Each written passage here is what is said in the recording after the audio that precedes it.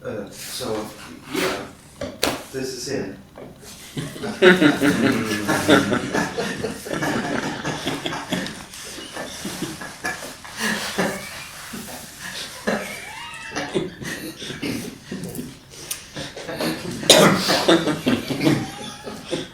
That's it.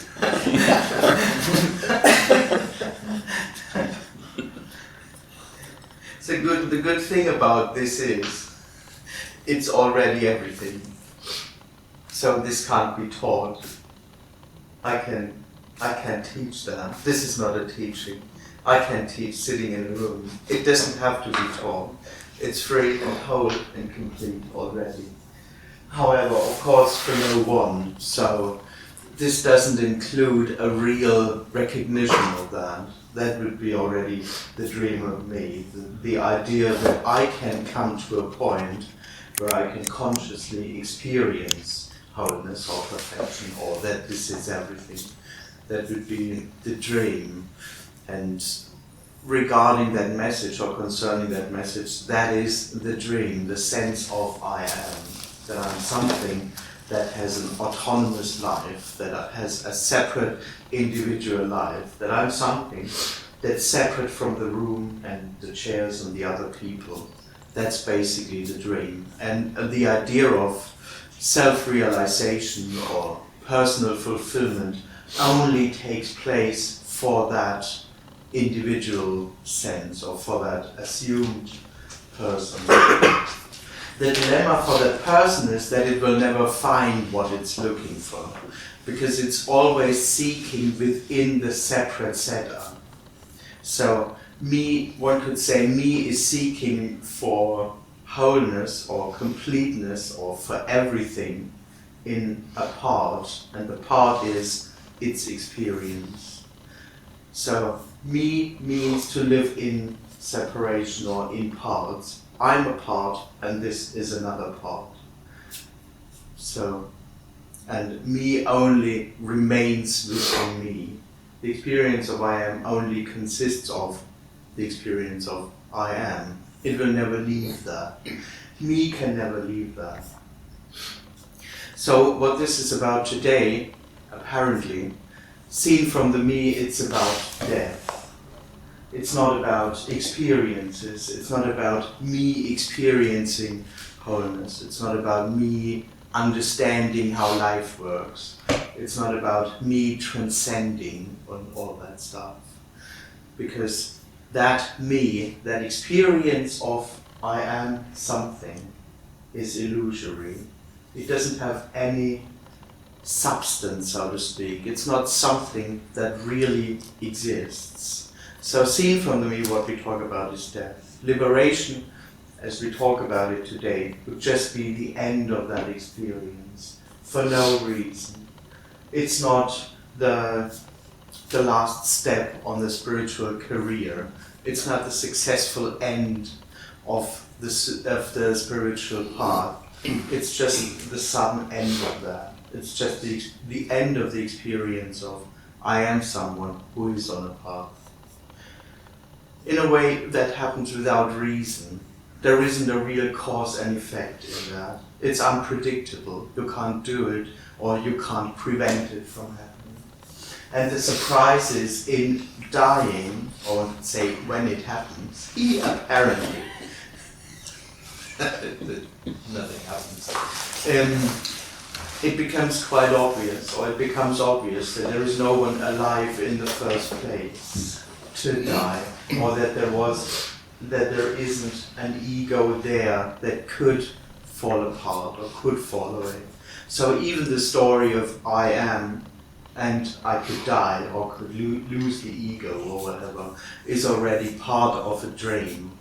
So the great surprise is in a way that in liberation nothing happens. And the great surprise is that there isn't something called liberation. And the surprise is that what already happens, is already whole and complete. And in a way, that's a story already. And in a way, it never was different. There never was anything else than wholeness. And there never was anything else than freedom. So all there is this. This is everything, and it's whole and complete, naturally already. It doesn't need any knowing of that. It doesn't need any being conscious of that. That would be all the dream of me that says, oh, I need to be conscious of that. That's the dream. Consciousness, so to speak, is the dream. To be conscious that I know that I am is the dream. It's completely illusory. And it doesn't have any meaning. So, as this is everything, I don't have anything to say. Can't be taught. I'm totally useless here. Which makes it really easy.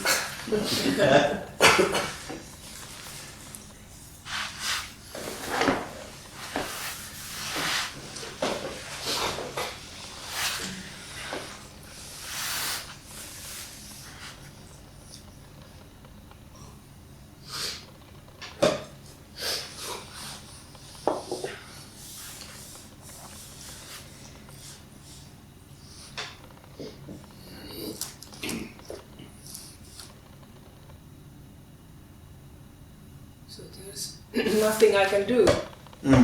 Yes. In the end, there is no you who could do or not do. Yeah. Or one could say, you are not doing already.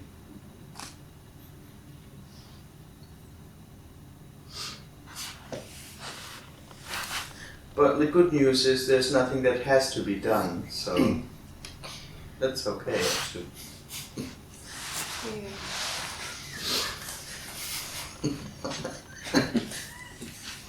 That's a nice mind fuck.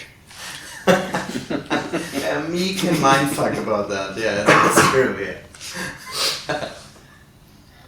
For the me that's like a koan.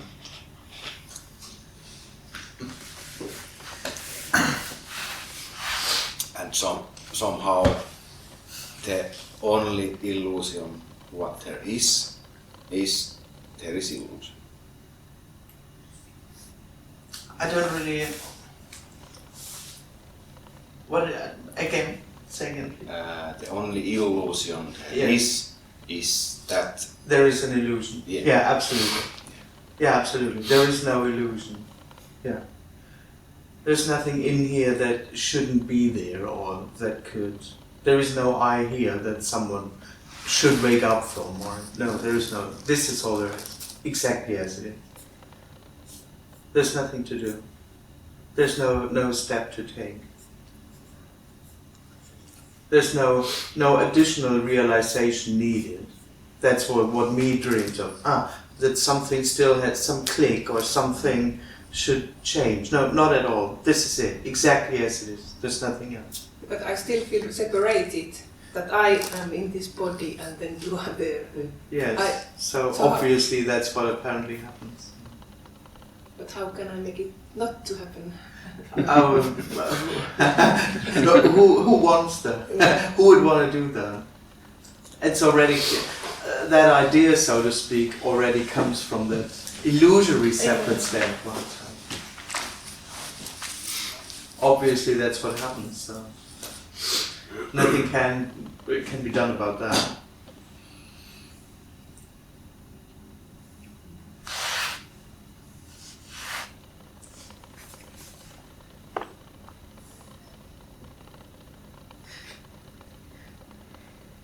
Yeah, it's a little bit mean.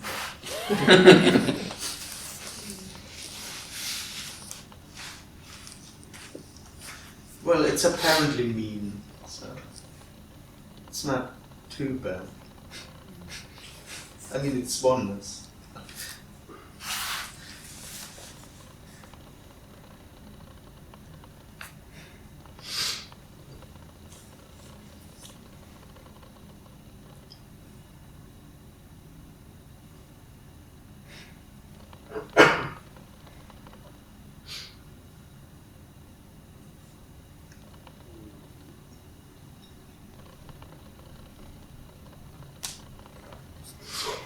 I mean, in the story, one could say the solution to this would be death.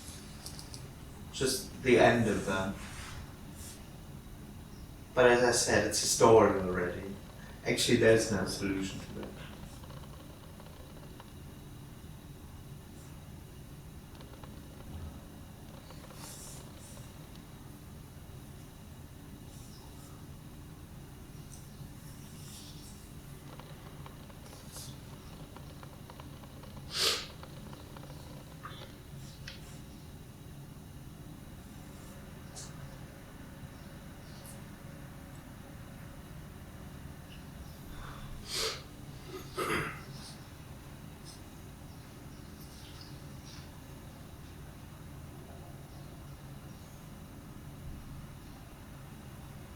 But something must have happened with you that it disappeared. Well, yes and no. I mean, the great surprise was that nothing happened. It was just really, it was utterly surprising that there wasn't something happening to me. I was surprised as well that nothing happened, that there is nothing to happen. I know, saying it like that, in a way, me turns it into another happening. In a way, that's all me can do with them. But it's really, no. That's a great surprise. I mean, all me is looking for that still something happens. It's in a way permanently watchful in order to catch every change, to be aware of, now it's changing, now something happens, that's a good sign.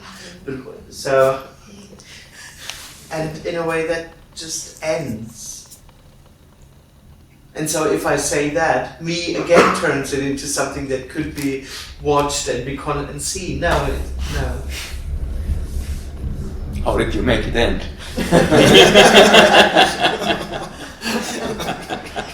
Nothing ended. I'm not aware of that something ended. I'm not aware of that there was something which now ended. So, nothing ended. Nothing happened in the first place. So. But I didn't do anything. Or all I thought that I was doing was in order to survive and be there.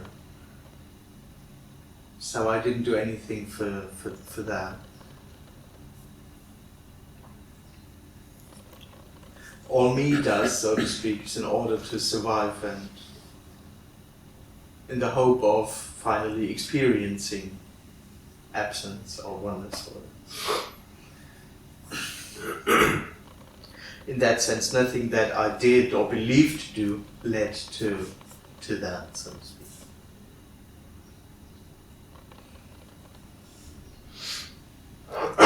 Is it a limitation of language that language is essentially always about happenings and events? No, it's not really the language, but it's in a way just the me who only lives in reality and experience. So that's all me knows. But it seems like whenever someone talks about that, it always kind of goes around that a little bit like... Yeah, I mean, one could say so, but it's... I mean, all me knows is that words say something, or that what words say is some reality. Yeah. But it's just not... Such ending is always something happening. And exactly, it's already something that happens. Whatever, that's all me can assume. But others is nothing, and you can't go there. But not only because of the words. Me can't go there because all it knows is something. So it'll never know nothing. It just can't know that. And all there is nothing. And no happening is real, so to speak, but all me understands from experience, not intellectually. I mean, its whole experience is reality. I'm real, this is real, time is real, whatever happens is real. So even when you say no thing or nothing, the me turns it into something which is nothing. Exactly. Like an emptiness. Yeah, it turns it into another reality. And then mostly it divides into an absolute reality and a relative self. But yeah, it's immediately something. Of course, there isn't something that is. Yeah. But as I say, it's actually coming from its experience. Because it's all it can experience is I'm here. I'm real, this is real, so there is no way for the me to get that. Never.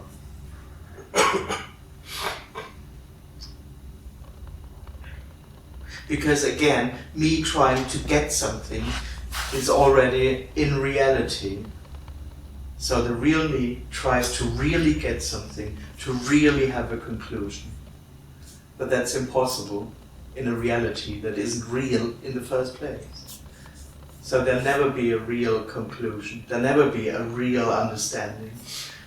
Because there aren't circumstances that are real, that could be understood. It's just impossible.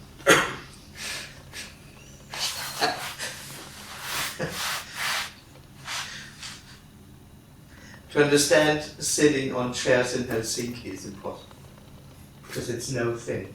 It's not something that happens. It's no thing.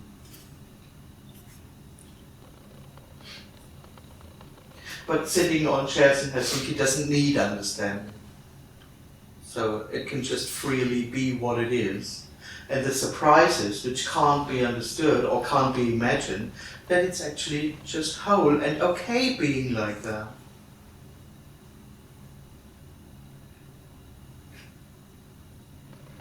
Doesn't need any additional understanding, knowledge.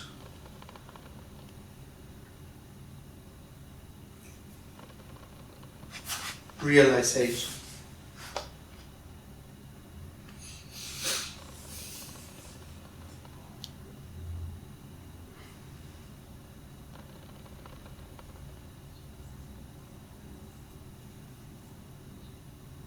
Amazingly including the sense of I am not getting this. Sorry. Amazingly including the sense of I am not getting this. If that is what happens, that's also whole, naturally fine for no one, of course.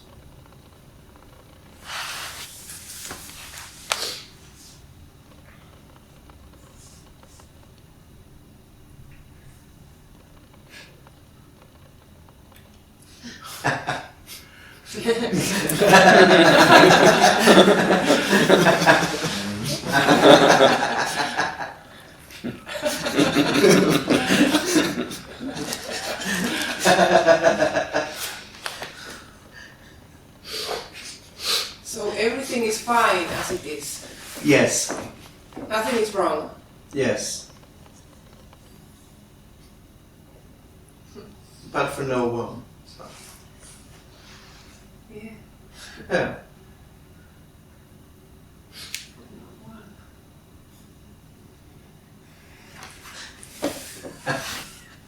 Yeah. Yeah. Yeah. Yes. It doesn't have to be fine for someone. Yeah. That's in a way the dream.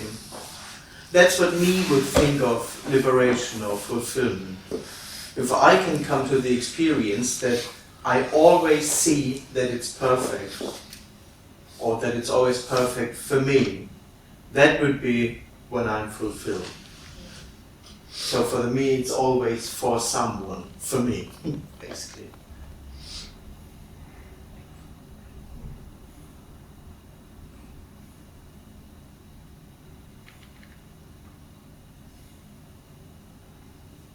But without anyone there, it's just naturally perfect.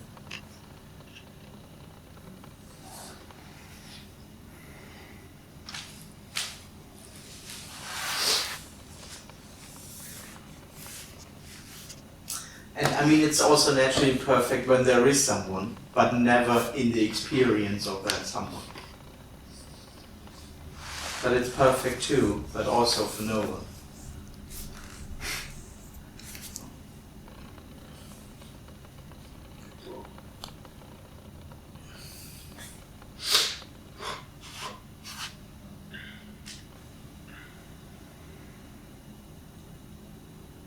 But why was this body born? Oh, actually, the body never was born.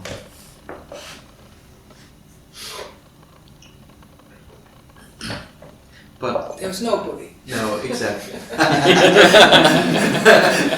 There isn't only no one, there also is no body.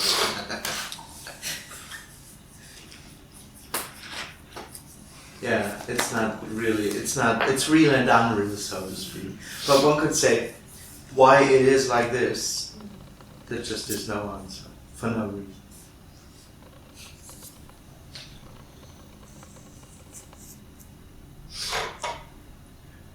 But of course, the experience that something is happening, like a body or a room, only takes place for the experiencer. So the illusion of a body is born, so to speak, is when the illusion of the experiencer is born. But when I am dies, so to speak, there is no experience of a real body. So it's already part of the dream that something is born, that something came into existence. Is actually me's experience, which experiences itself as, oh, I'm here. I came into existence, so to speak. I'm born.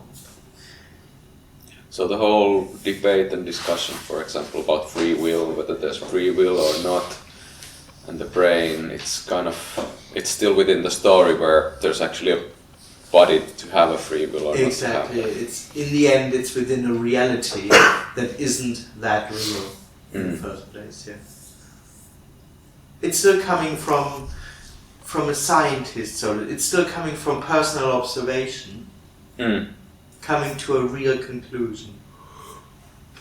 Yeah, it doesn't change anything. It might change something in the story. But exactly, it might change. Legal issues, whatever. Yeah, but they're working on that because they actually can deal with that. You know, that's what the person does or what scientists do. They have the results, but they don't know what to do with that. But yeah, it's still in the story.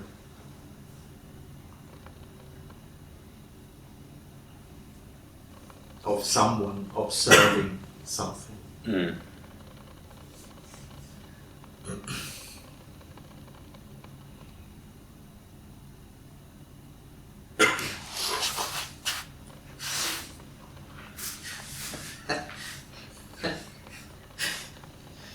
I was interested in that at some point because it's interesting, but at the same time it's boring because it never goes anywhere. It's Absolutely. just in the story.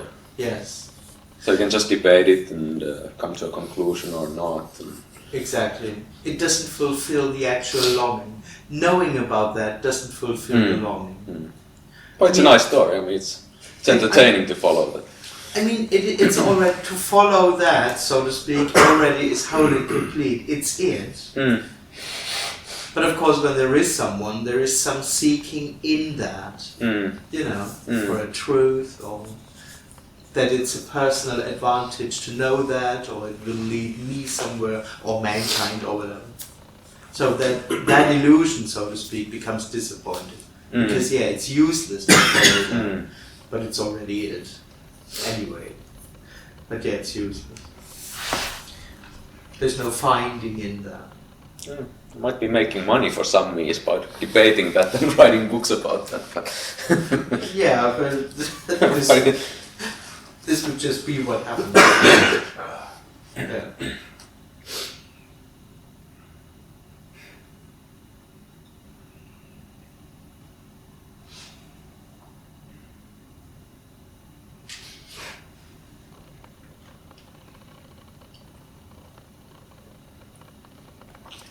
But I am that person Yeah.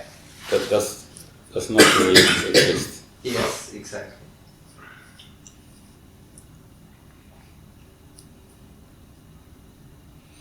I mean, seen from the me, this can't be solved. Seen from that person, this can't be solved, and there isn't a real solution to that. But all it does, so to speak, does already like that, is to experience itself as real by not being it. So the experience of me is, or only consists of, I'm here, I'm something that's here, but it isn't. It just isn't. This can't be explained, but it doesn't have any substance. It's not there. There's no solution to that. And we will never get that. Because all we can get is that I'm there by experience. Not mentally, not intellectually. It's how the experience is. Oh, but there is something.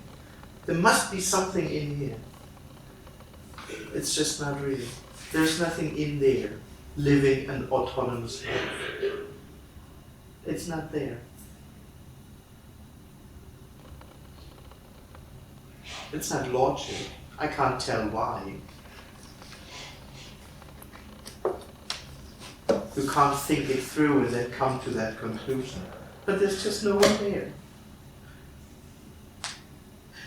As much as there's no one there or here or there.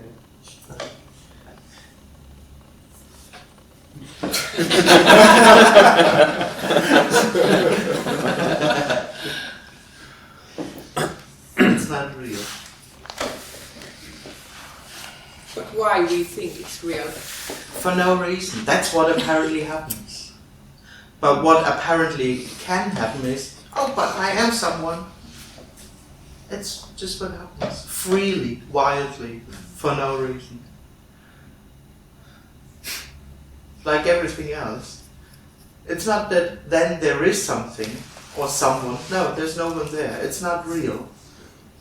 There still isn't something that's there saying that. It's just what apparently happens. It's not even wrong. No one cares.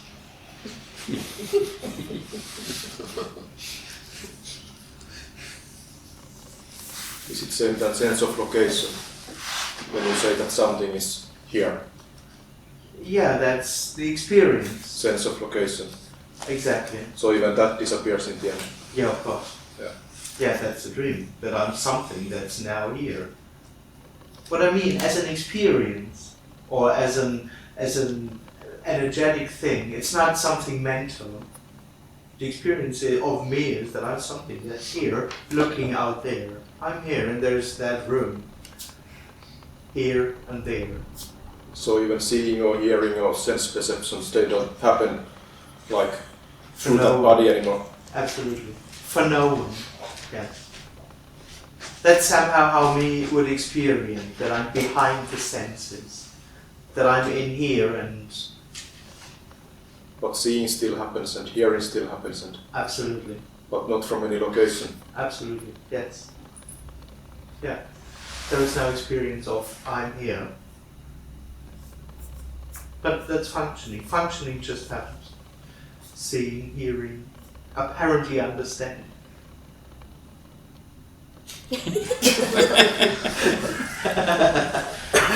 What chairs are, what a room is. There's a real understanding about that. There isn't even an experience of that. So what is it that resonates with this message? Nothing really. In the end, it's just what happens. Is it inside the body or? No, you can't say what it is, because in the end, it's a story. Even resonance is story. So yeah. Yeah.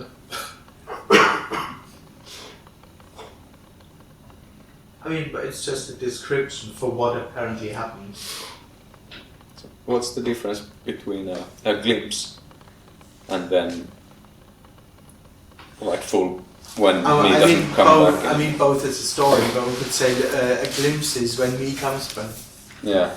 How can it come back when it's not there in the first place? So there is no real difference. The difference is illusory. Even the glimpse is illusory. It's real and unreal. It is what it is, but there isn't a real difference. Because in that it seems what you're, for example, saying becomes obvious for almost like a split second, but then the me restarts somehow. Exactly. Yeah. And then tries to get what was seen. Exactly. Me survives it. One could also say. So somehow in there, me didn't survive it in the end. Exactly. Yeah. Yeah. You could say so.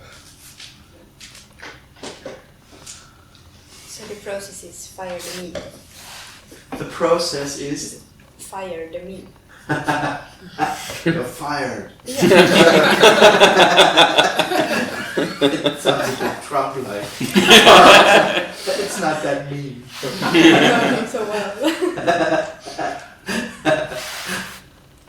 Yeah, in firing the me, it turns out that there is no me to fire, so it's nicer actually.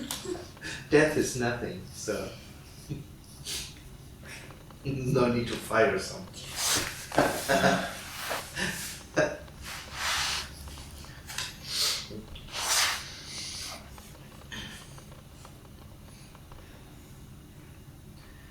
Out of that idea, I think you can form a whole new religion, like Buddhism. Now kill New the me. goal. Now your goal is The killing the really. me. Oh. Millions of people fail in killing the me. But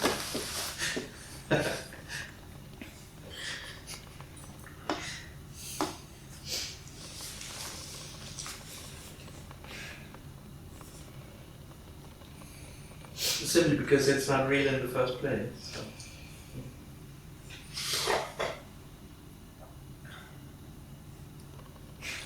That could be a good business because It is a good business. if you fail, you can reincarnate on the second class. Oh yeah, absolutely. You have the whole story, time and hope, and you could make it big. It's not just one life, 10 lives, hundreds of lives, forever. It's a lot of work to do. They can make a lot of money out of it. Hmm. Yeah. Well, I mean, look where we are. Yeah, I didn't dare to say it. People even sit in order to kill the me.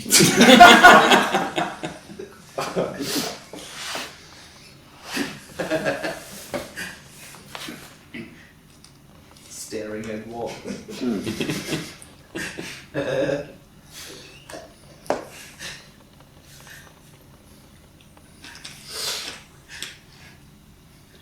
Getting up after 15 years. Well, that crap didn't lead me anywhere.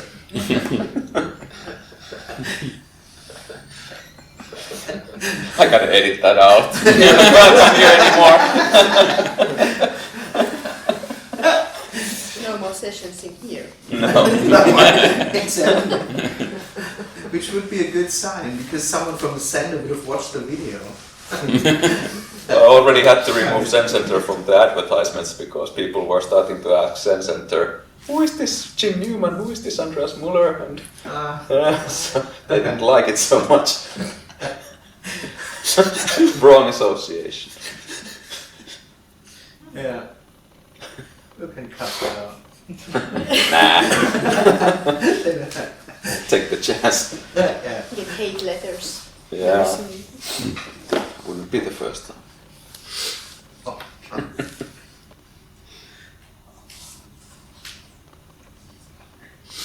I mean, there's nothing wrong with that. Just another personal gain. Apparently, of course.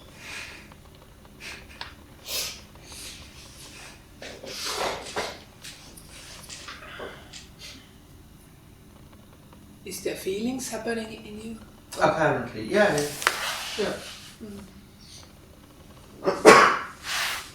They come and go. Apparently. There is no one aware of feelings coming and going, or of something coming and going. But yeah, that's what apparently are. Feelings.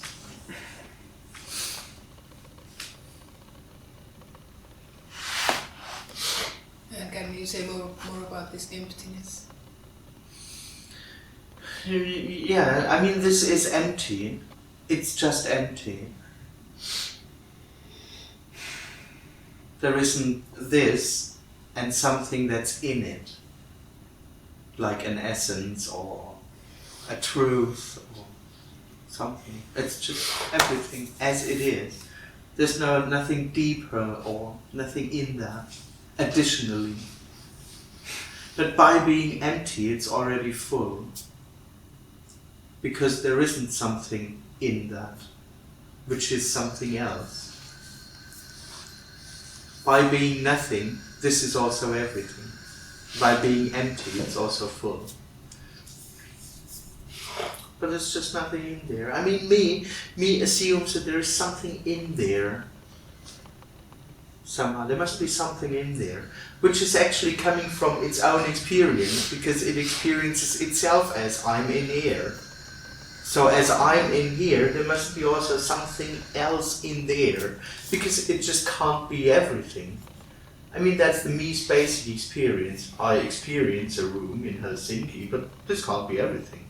It's just a room in Helsinki. It's just what I experience now.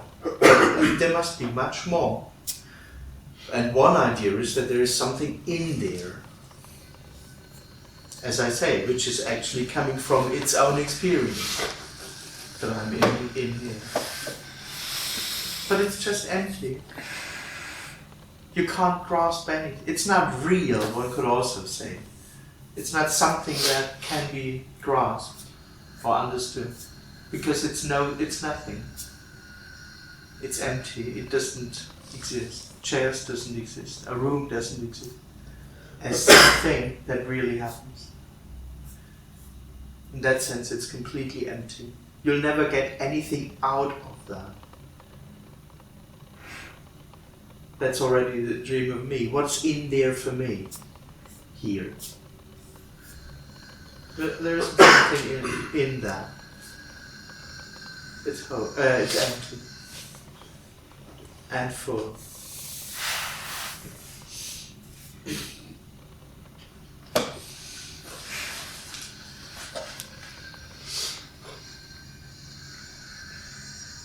But there's no essence that you can find. But there's nothing to squeeze out of them.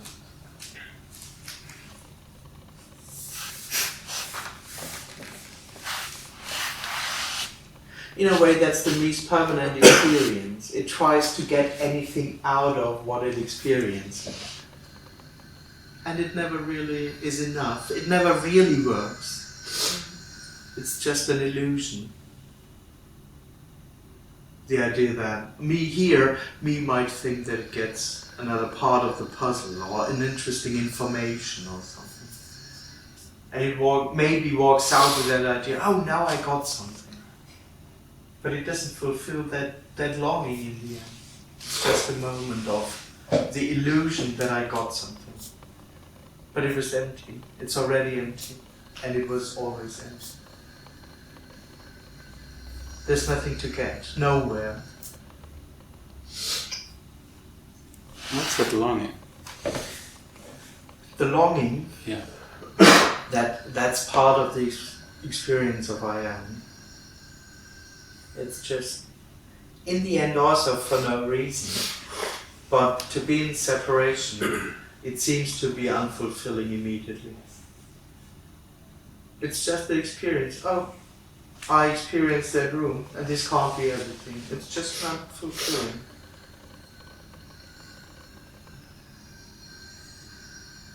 So being me means to have a longing.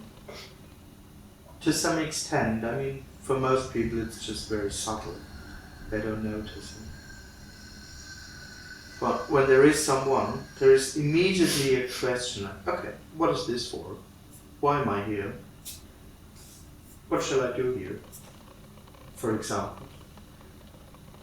It's already coming out of that sense that it actually isn't everything. Sitting in a room. It must be good for something. It just can't be sitting in a room.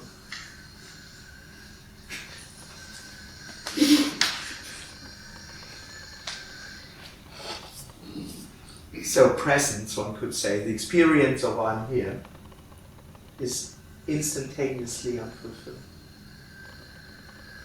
Apparently.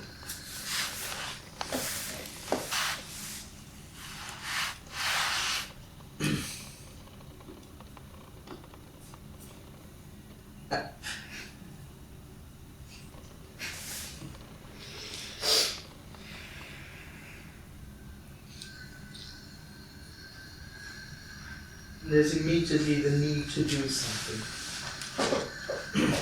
To know what's going on, to invent a story about, to ask for a sense, or to ask for a reason, or some technique be aware, or some play with the focus. Something me immediately has to do something, only for itself, in order to somehow cover that artificial need. That's all it does. That's how me lives.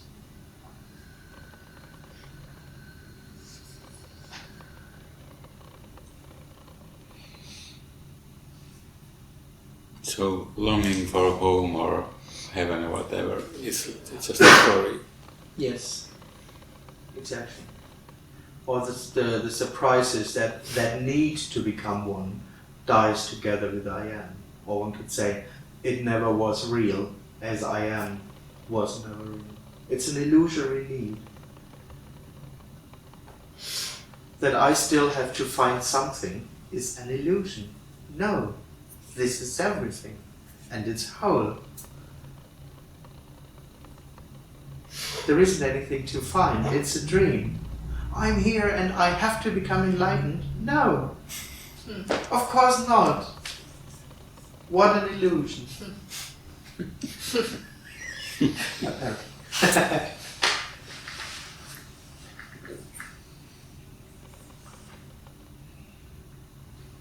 But all me knows is, but I have to get there. I have to know them. No.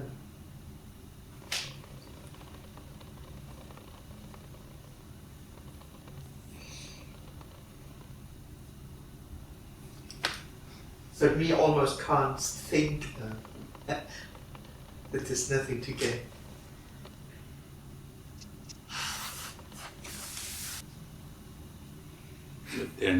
There must be a technique or something.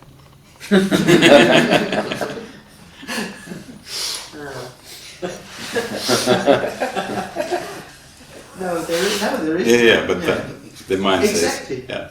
I mean, that's in a way that's its experience since it's born. That there is a path, and that there must be a way.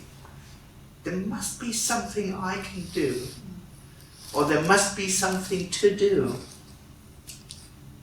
That's all it knows. It can't imagine anything else in the end. Yeah.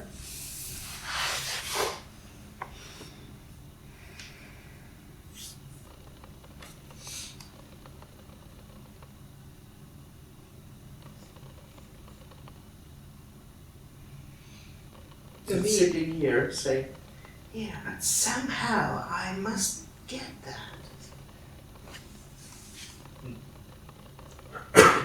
The me just have to fall away.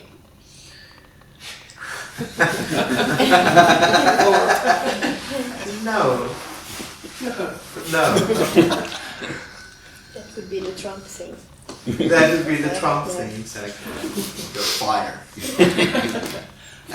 Doesn't have to. Okay. No, it doesn't. There is no me to fall away. And in a way, one could also say, I mean, oneness doesn't need any me falling away because me is oneness as me. So that need, that idea that me needs to fall away already comes from me. There is no need for anything. One could say oneness doesn't need liberation or clarity or the end of me. Nothing has to. No. That's what happened with you. Apparently. Yeah, but for no reason. But it would be nice if it happened with me. That's why I'm here. That's an assumption that it's nice. I imagine. Yeah, you imagine a personal state. Yeah.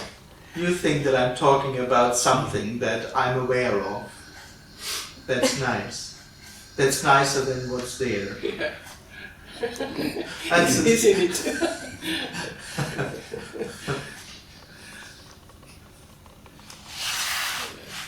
Yeah. So That's the dream, that I'm talking about anything else than sitting in a room in Helsinki. That's all there is. There isn't an additional realization here or a greater awareness of some oneness thing. Also.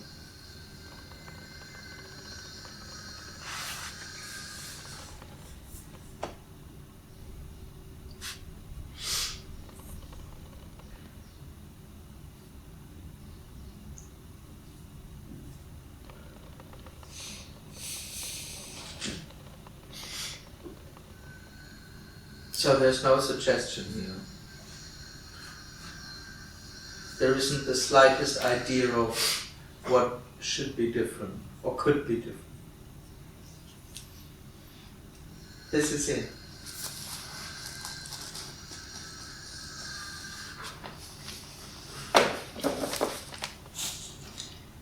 It's about nothing. This isn't trying to get somewhere else. There is no me or ah.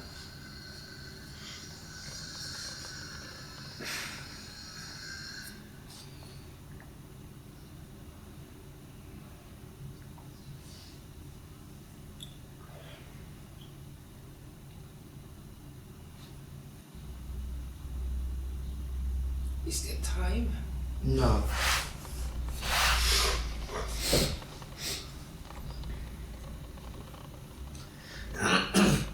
It's timeless.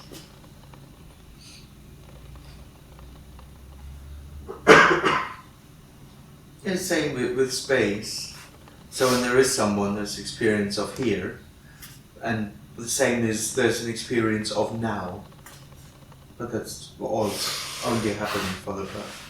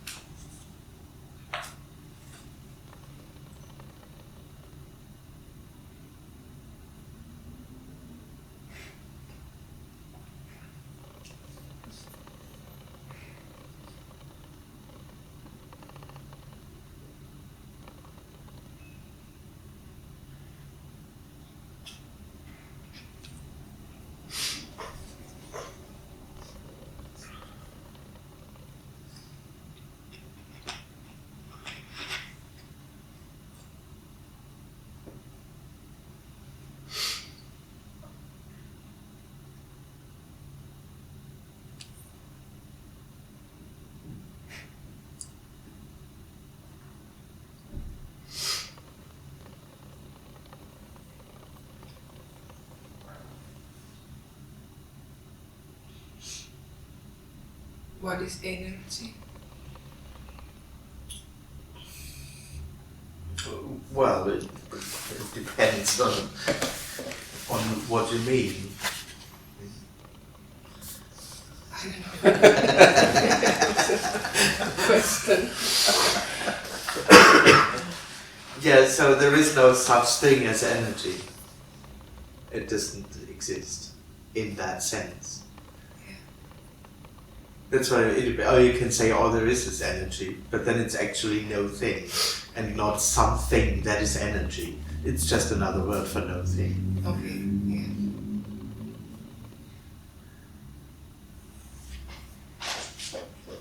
But within the story, that's why I mean, I don't know what you mean by that. Within the story, it's maybe something like an atmosphere, or some people have certain energies, which is all the story. That some people feel more subtle, some people feel more rude, or something like that. That's just what apparently happens, and isn't something that's real.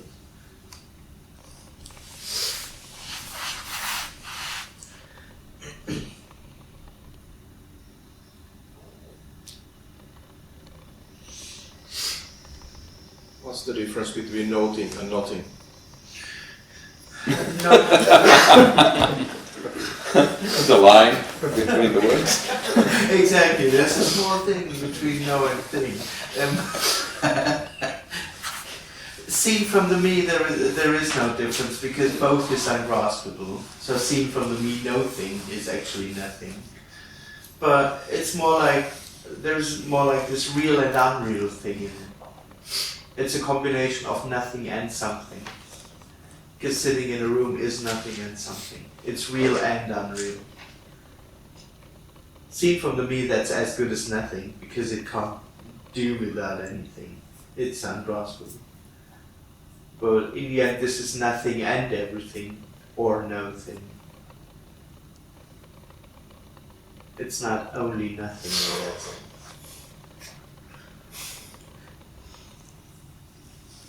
It's a little bit more than nothing, but it never becomes something. How can something be a little bit more than nothing? Yeah, exactly. Exactly, that's what I mean. It's ungraspable. You can't deal with that at all. With no thing. That's what they call the pregnant void. I think in Buddhism. Oh, okay. Pregnant void. Yeah. It's void, but it's still. Exactly. But it's still sitting in a room. It's empty. But it never becomes something else than sitting in a room. So it's real and unreal. It's nothing and something.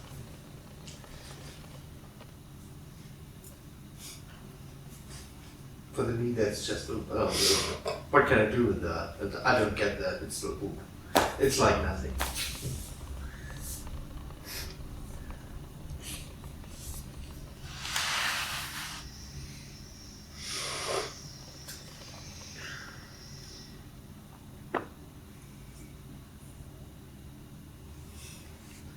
That's why I would say no thing. Yeah, you seem to prefer nothing to nothing. Oh, absolutely. Yeah. Yeah, that's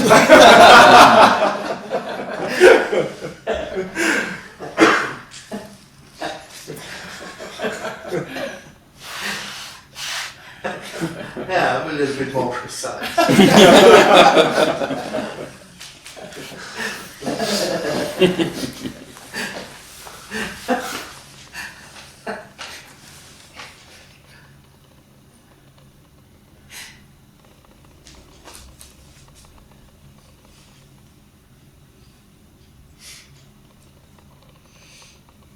One could also say it's nothing real. Sitting in a room is nothing real.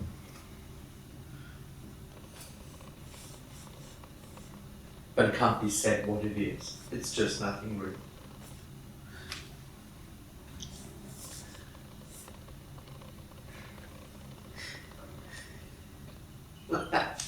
Doesn't matter.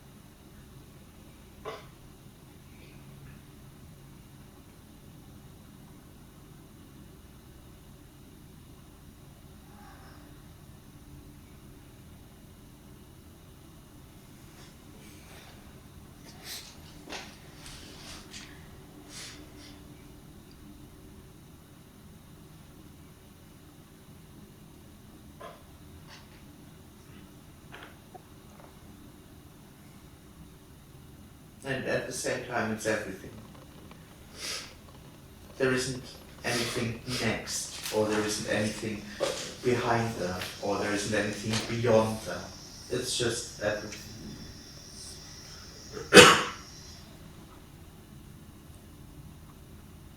So what's the real part of it? You say unreal and real. Why just not simply unreal, just a dream or illusion? Or For no reason. I don't know But why there it is is still- like that. there is still real part as well. Yes. Yeah, I mean, it's hard to say because real and unreal aren't really two parts. that can be separated, but it still is just that, you know. This is real and unreal. So it's this, but there's nothing behind that. Yes, one could also, yeah. But it's uncaused. There isn't a separate cause for that. That's just, one could say, that's just how it naturally is. For no reason. Again, it can't be understood. It's not logical. And of course, seen from the me, the idea is, yeah, but it could all be completely different. But that's theory already. So is this somehow more real than, for example, dreaming during the night? Is there like No, no it's just as real as as real and unreal as this. It's what apparently happens. But one thing apparently is dreaming at night, and the other thing apparently is sitting in Helsinki.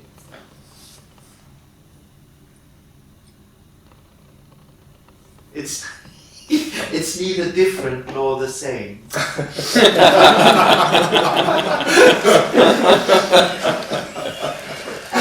That helps a lot.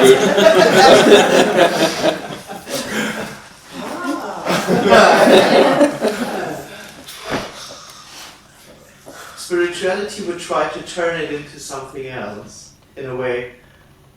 It's all the same, it's all oneness. It's not dreaming, but it's all oneness. Then you have two again. It's just what apparently happens, but totally ungraspable.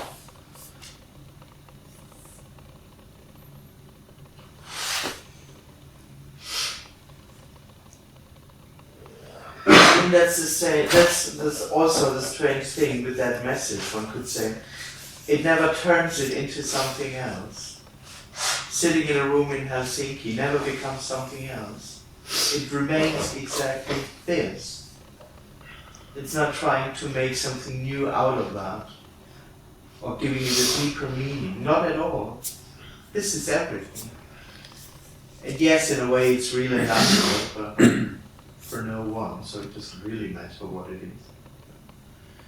Because there is no one there to experience how it is anyway. some people say that dreamless sleep is like the most real statement. There's nothing, there's no one. Yes, one could say so. But it's somehow more real than dreaming. Well, it's a bit a story, but of course in deep sleep there also is no experience. So when there is no one, there is also no experience during the day, so to speak. So this is dreamless sleep.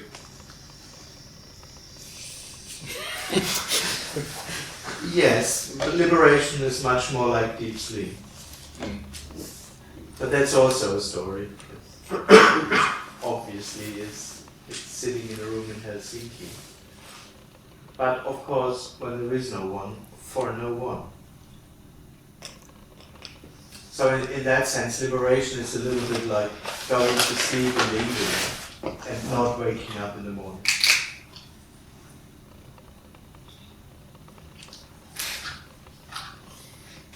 That's just functioning. But when there is no one, this is in a way like deep sleep. In the sense that there is just no one there to experience what's going on.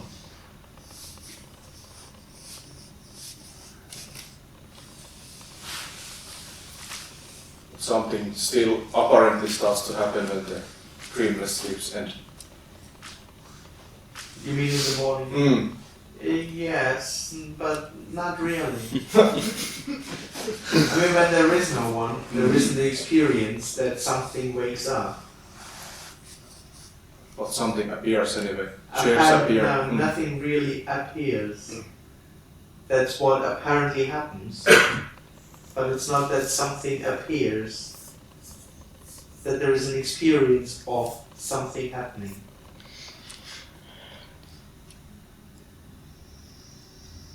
When there is no one, there's no experience of something happening in time. But when there is someone, me wakes up in the morning, and from that point on, something happens. But when there is nothing waking up, there's just functioning apparently happening, but for no one. There is no one experiencing itself as, oh, now I'm awake, I'm there, now the day starts. Now experiences that. And not even consciousness of that. No. No. One could say, but that's easy to be misunderstood. There is something like apparent consciousness in the sense like functioning, like thinking and functioning, but there is no real consciousness. No. Not the personal consciousness. Not the personal consciousness. Not related. There is not the experience that I'm something that's now there and that is conscious of an outside. That's self-conscious. Yeah. In that sense, there's no consciousness. Yeah.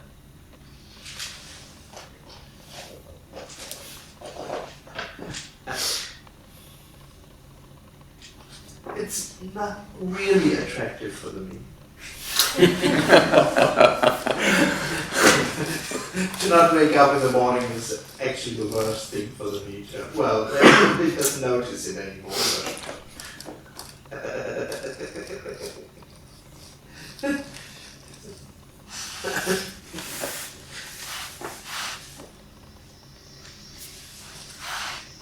And then there is no one who could say that deep sleep and dreaming and day is something different. There's just no experience of it. But there also is no experience of it being the same thing. So there just can't be anything said anymore about what is. Just because there is no one there to experience this, and afterwards it's like that, and afterwards it's like that, and now it's like that. There's just no one there anymore. In that sense, that's liberation. But for no one.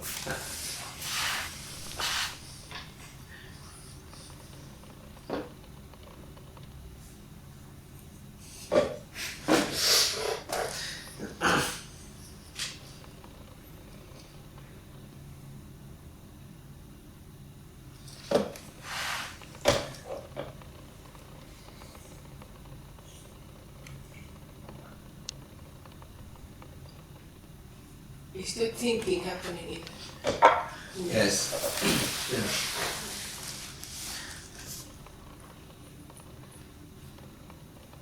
Or probably.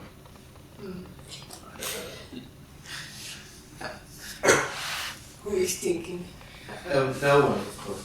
Just thoughts. It's apparently, I'm not really aware of that if I'm thinking. Functioning is happening, yeah. So I guess thoughts too. Yeah.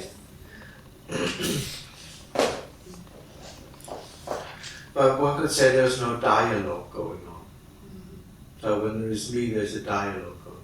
Yeah. Now it's more like a monologue.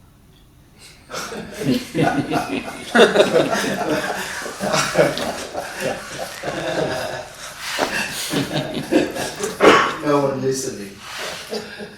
So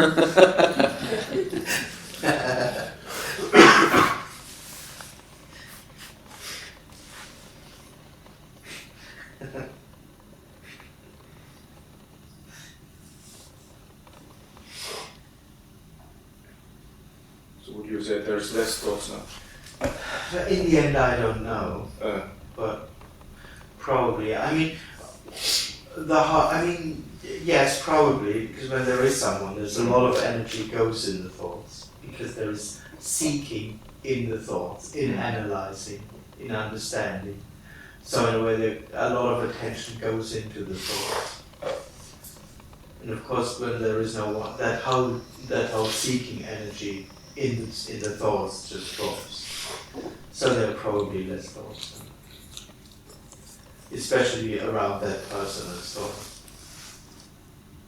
and the need to find the truth or to think about it or to think about my life or how I was yesterday and how I should be tomorrow and all of that pretty much comes to zero.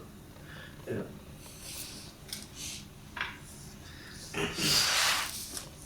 And emotions, are there less emotions than before? I don't know. Probably, I don't know actually. I mean, of course, all emotions that came out of that seeking thing, out of that analyzing, out of that thinking how I'm wrong and what I did wrong and what I have to do tomorrow. I mean, all emotions or feelings around that, of course, just drop with it. But I don't know if it's more.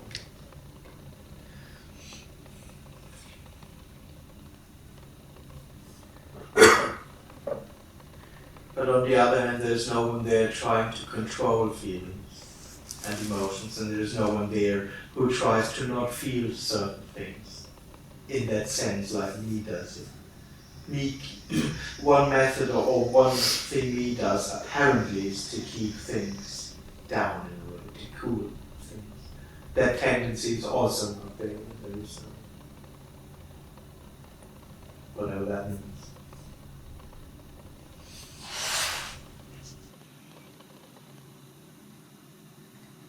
What about preferences, for example, food? Is there some recognition, like, for example, before you would not like cucumber and now, would there be the preference, some kind of, or would everything just be the same? Yeah, kind of, yeah. Whatever is okay? Or whatever, would it change? Has it changed somehow? No, not really. I mean, it just doesn't matter. And it could also change for a person. I mean, the person also could have the experience that I never ate that, but suddenly I like it. Or, yeah. So preference just is what happens, so to speak. Yeah. Yeah, it's basically, it stayed the same for me.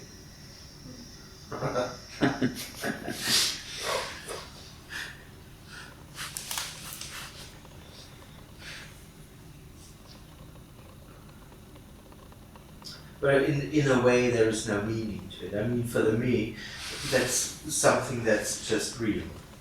Me and my preference. So of course that whole experience somehow dropped. It's just like functioning, grabbing what looks better.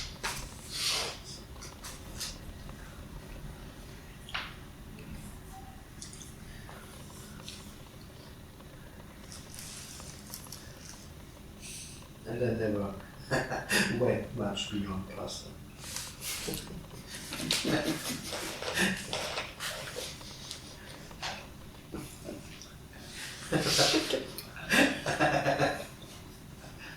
Though I eat almost everything. Well, what's regarded as food.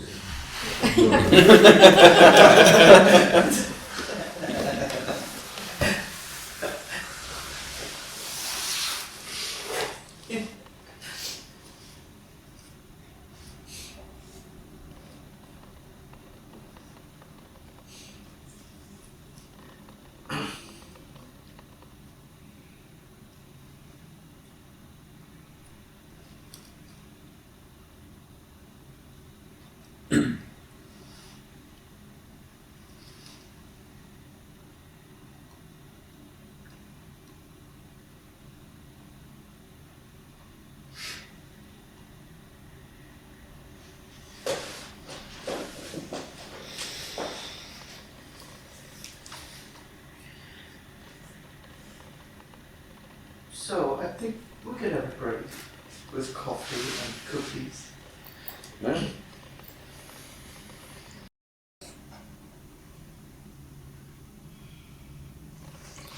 How about the pain? Pain. Body, in the body. Yes. Yes.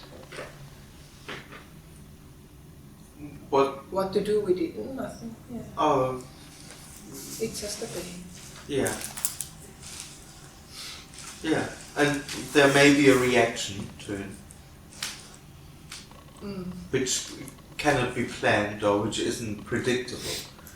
So I don't have a special method like that. I say, oh, when there's pain, I'll do that. So there's just pain, and then there's something happening. Apparently, a reaction to it.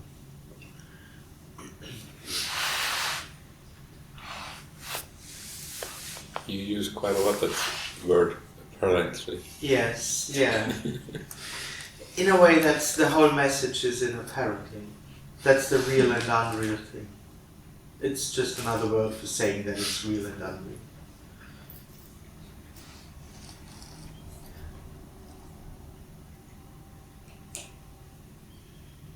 So that's in a way, I mean, it's not a way, it's not a method, but that's in a way what makes it whole.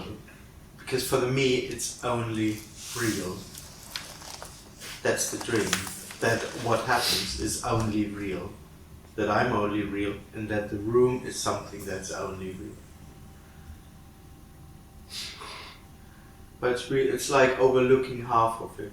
Because it's not real. It's real and unreal. So all there is what apparently happens. But it's exactly that apparently which me can't access. It only can access real. It only knows real.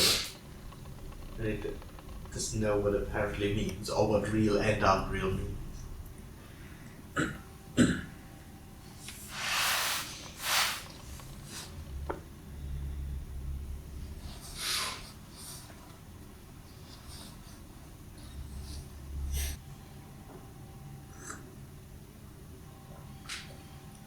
So it's kind of there's this happening, but it's not happening to me. Yes, one could say so. Yeah.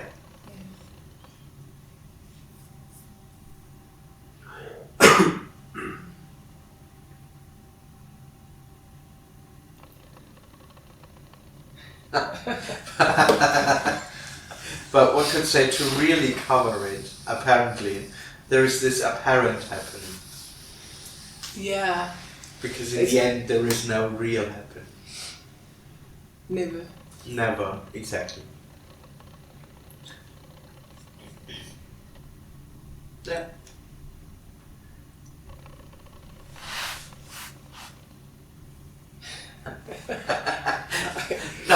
No, of course.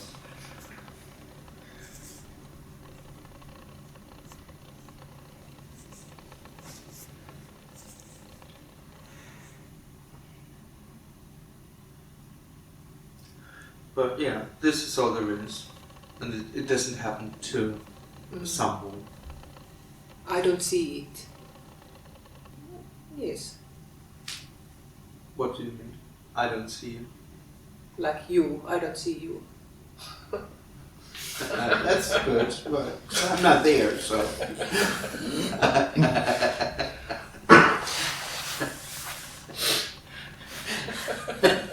That's not really what you meant, but. I don't know what I meant.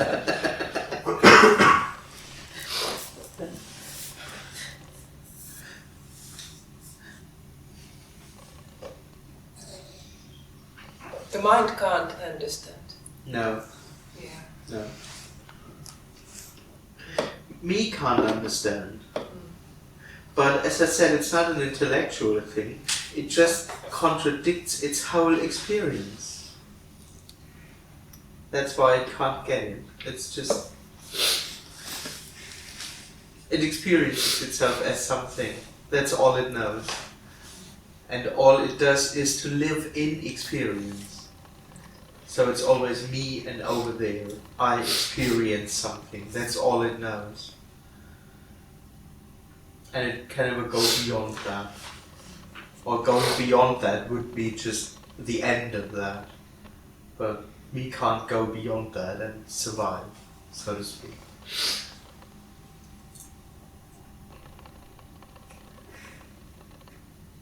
But we are beyond that already. Beyond what? Beyond that. Well, it's just not something real. It's just not real. There is no we. You could Yes. also say so. It's we are beyond that.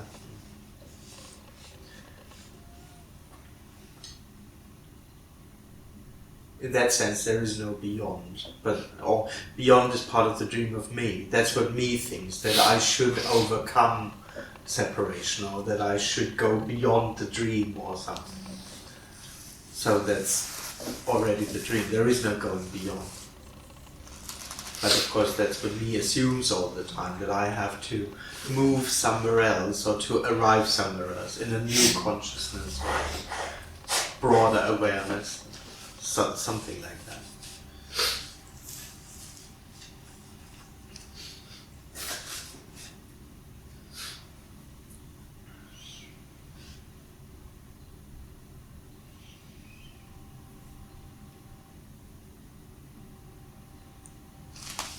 But that's what I mean. In the end, me, it's an illusion of the me that me can go beyond. Me can't go beyond itself. It would just be me having another experience. But me will never leave me. That's why it is me, so to speak.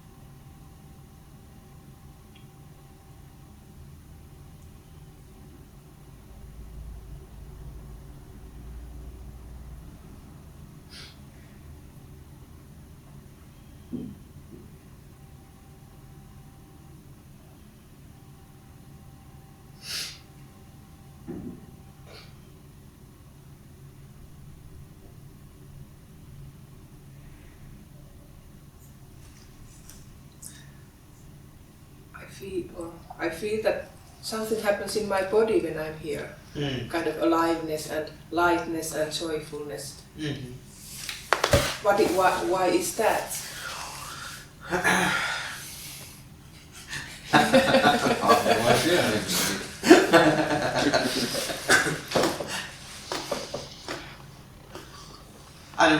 I don't know. That's what apparently happens. I mean, one could tell a story about that. It doesn't happen when I sit somewhere in the cafe. Yeah, I mean that's just what apparently happens, and it seems to happen around these meetings in a way. It's lovely. Oh yeah, I mean you're directly approached apparently and say, hey, this isn't real. You aren't real. Which means that the whole drama of my life, and I have to seek, I have to get something, I have to be conscious, isn't real.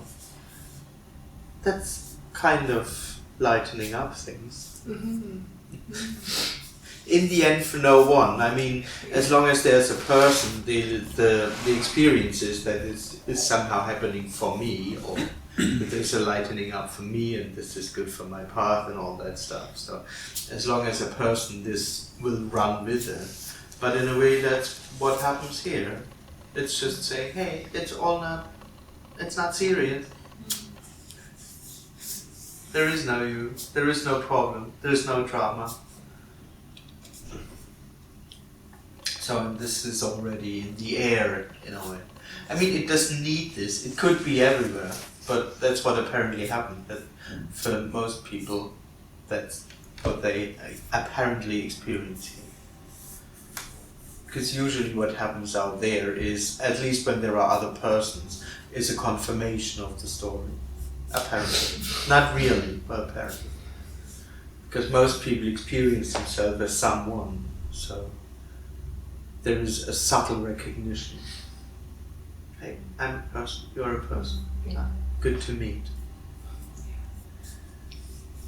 Which isn't wrong, it just is what happens. as much as that is what happened.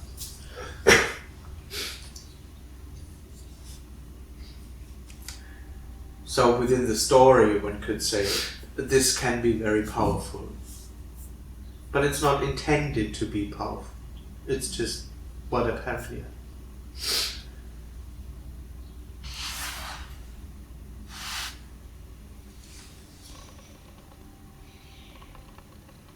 There is something energetic happening, it's just not the words. One could say so, exactly. It's like me seeking and always grasping into nothing. And what happens here is that the nothing shouts even back, I'm nothing.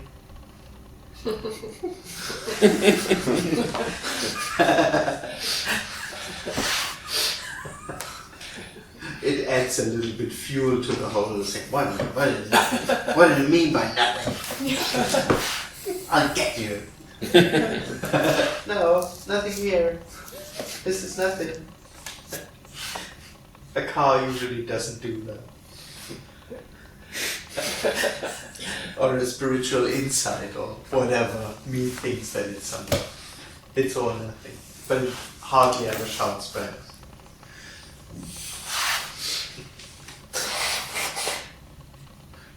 That's the apparent difference between here and out there.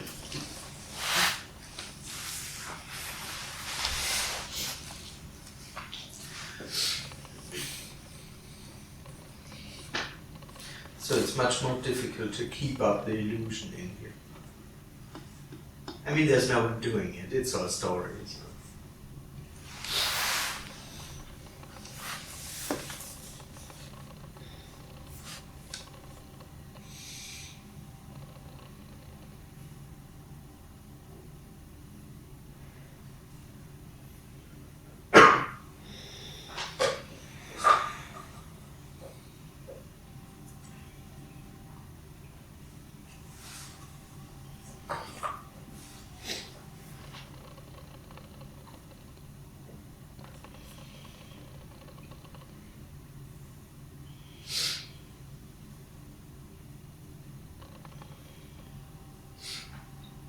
But part of that is that it doesn't come out of intention. It's not a new method. It's not a new method. It's not in order to bring you somewhere. No, not at all. But that's the part of that shouting back and nothing. Not in order to, it doesn't shout back in order to help you or show you something. That's not even recognized. That there is someone who wants to see something. No, there isn't. There's nothing to see. So it's just apparent answering for no reason.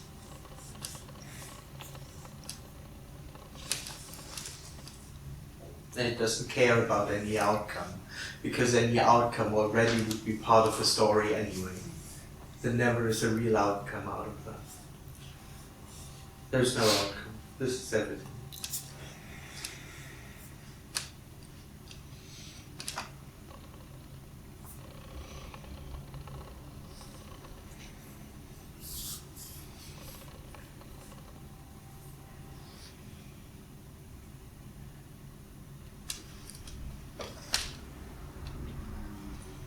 This doesn't care about effects. He's very interested in effects and results. This doesn't recognize effects or results as realities or as something that has any value or end.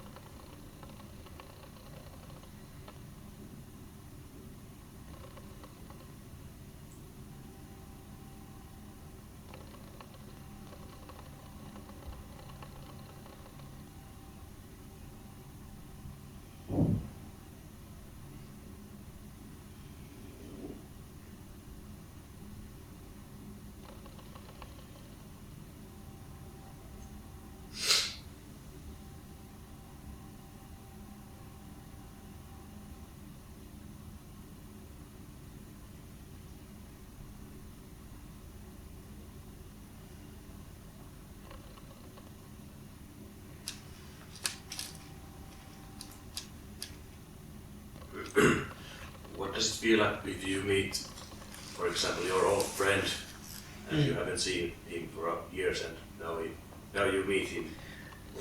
What does it feel like? Oh, it's most joyful. I mean, it depends on the person.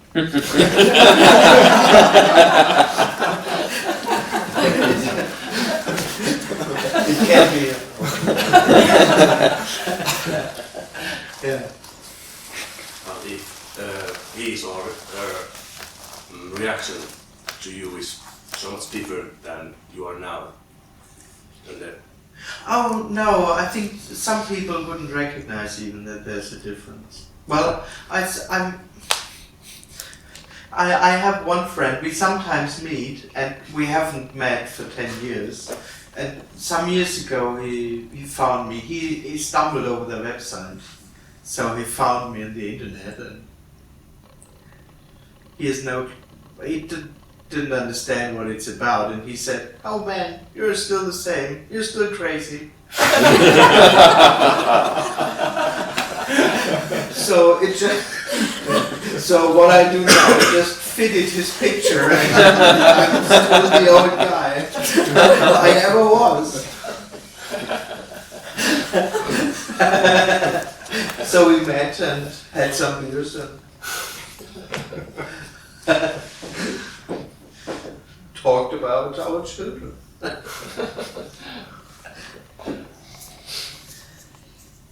Most people wouldn't recognize the difference. I mean, there isn't a real difference anyway.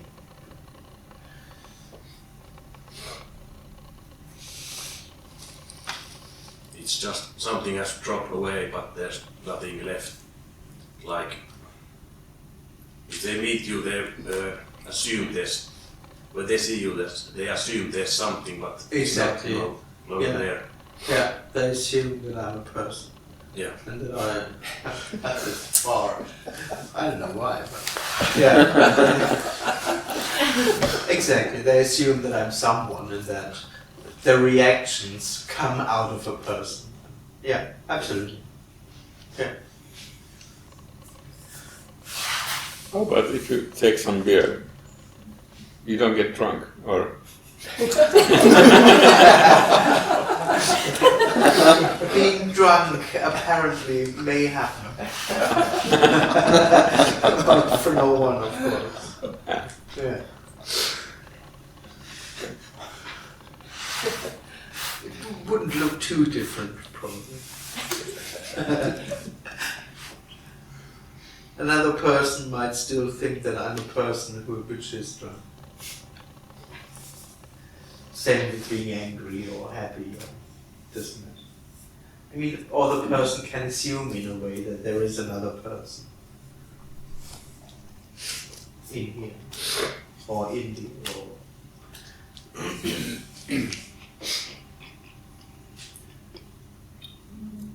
Is there a lot of people around who there's no person?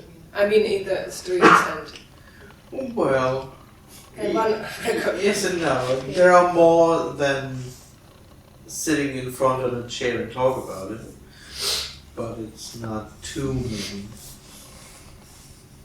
Why is that? For no reason.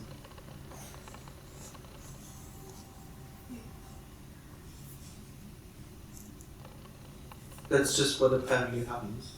It's not.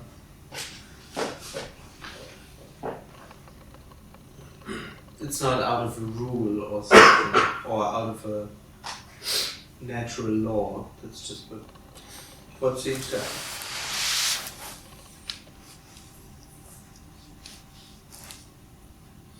Most people just experience themselves as someone. And for most people it's even kind of okay. That's what they call life. To be a person and to have challenges and to find a way through and to do the best you can and all that stuff. I mean, for most people it's just what happens until they die, of course.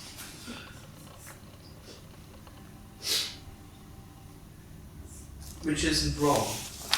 It's wholeness as that. or no thing as that.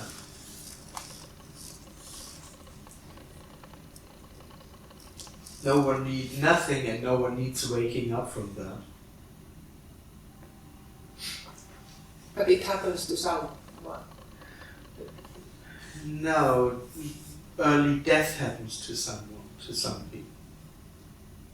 It doesn't really happen to them. Yeah, waking up, never really. That's the story, the waking up. Or you call that death waking up, but no one really wakes up in that.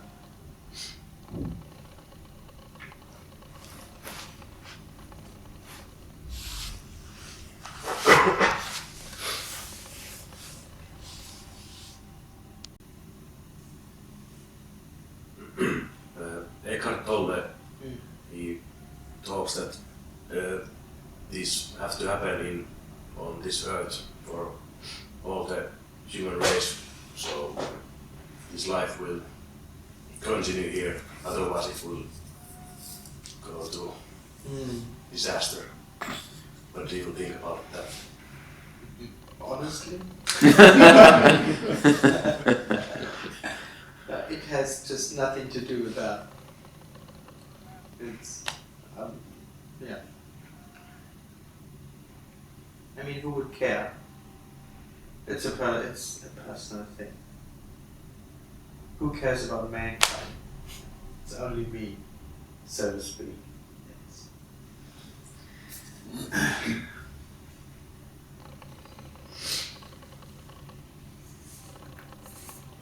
But it will, it would end lots of problems like wars and climate change, and if all the me's died, people would be more conscious and do better choices. And Yeah, you think so? If people would be more conscious, if consciousness is what dies in liberation. So no, it's a personal idea that there are people who decide and do better things.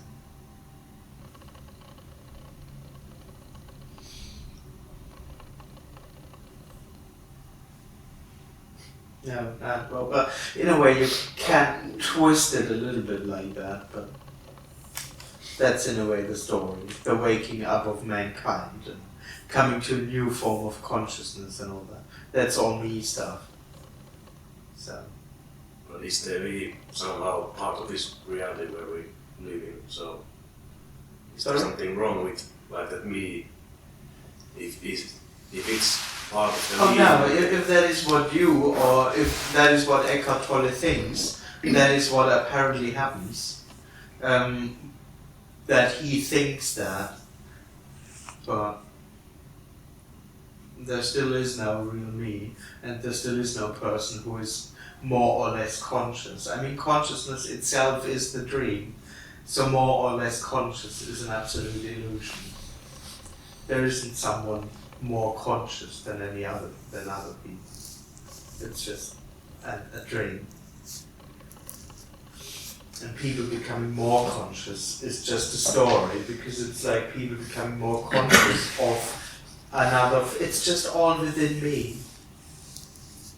I'm not conscious of anything. I don't do clever decisions concerning the saving of mankind. I mean, since I'm flying around, I'm a real climate killer. I've been seen from many people. I'm a really bad person. So I'm more supporting in the pollution side right now than many others. Yeah, I'm sorry.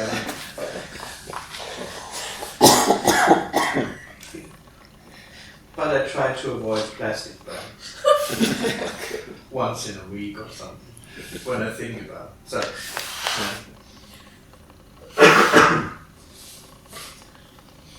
maybe it's just illusory, but for me it feels like it has to go that way, that this enlightenment will happen in much more people than.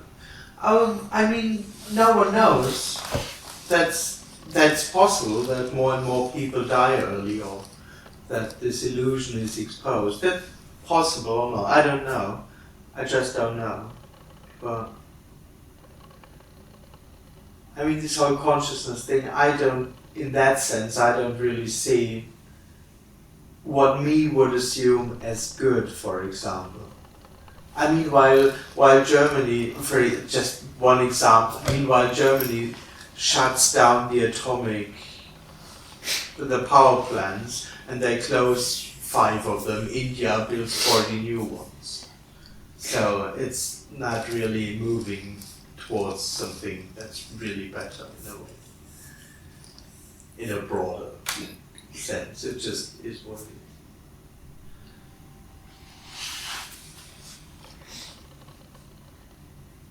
The only thing one could say, well, that's a story, it doesn't have really influence. Of course, one could say when there is no one, the need to fill up that separation through power and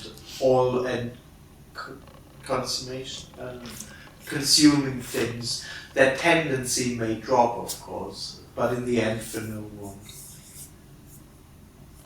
So that's what I meant that's how you almost could twist that story into that. But it wouldn't come out of an enlightened consciousness, or it wouldn't come out of a person doing more conscious and more clever decisions. It would just be what apparently happens. It would happen in a way natural. But it's all a story. No one knows anything. Because there seem to be,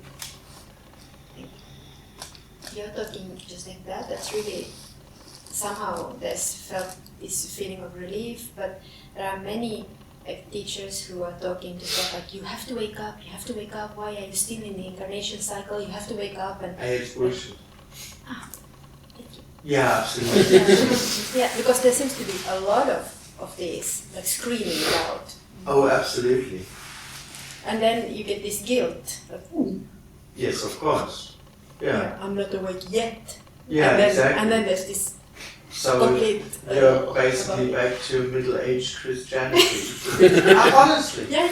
that's what they provide. That's a personal teaching. Wow. And today's spirituality is exactly that. And they are like screaming, why don't you see, what don't you see? Exactly. And you should by now. You should be more conscious, you should be. That's nothing changed since 2,000 years in there, or 5,000. It's the same bullshit. There's good and bad. You have to be good, you have to do the right things in order to save your life, in order to save the world, in order to.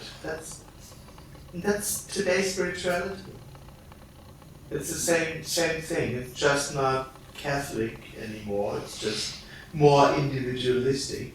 But it's exactly the same mindset of you being a person and of you fucking it up if you don't do the right thing. No difference at all from spirituality to religion. It's just the same crap. And suffering a lot more, many more lives. That's like the threat. Well, of course, there is some threat. Even you go immediately to hell, or you have to suffer 20 more lives, which for some people is hell as well. So, yes, of course.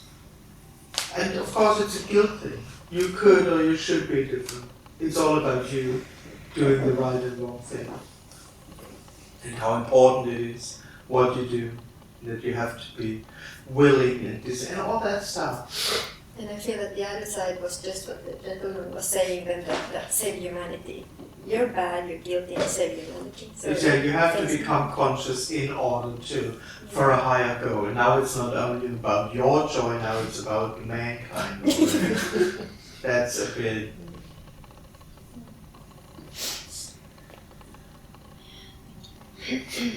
It's sick.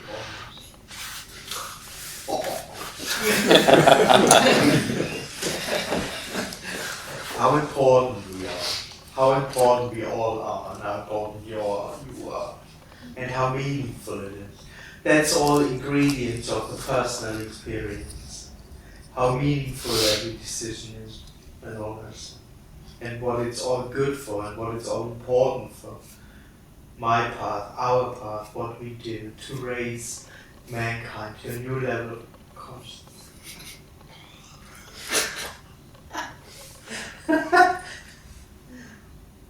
It's not wrong in that sense, but there's no connection to liberation. It's all within a big dream. Is that same kind of what that we have in Christianity, that they are talking about sin, Yeah, and this is just a new word and in a new context? absolutely. Yeah. Oh yes, of course.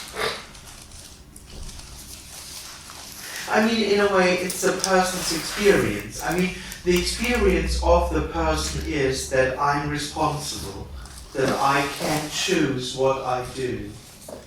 So the idea of sin, in a way, comes from a very natural personal experience. Because, of course, when I think that I can consciously choose, and what I choose apparently was bad, then, of course, it was my fault. I mean, that's just how the person experiences. I can do the right or the wrong thing, and all the consequences are, or all that happens are consequences out of my right or wrong decision.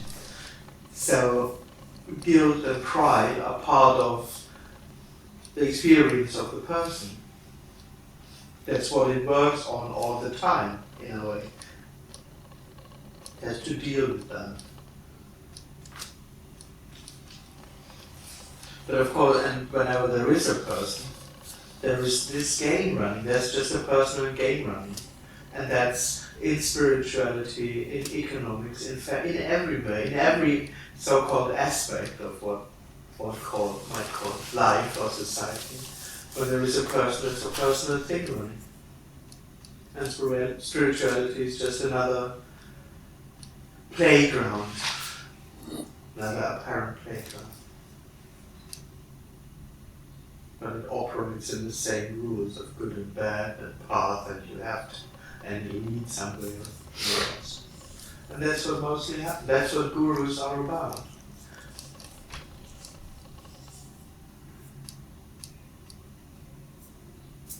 Yeah. There's no connection to this.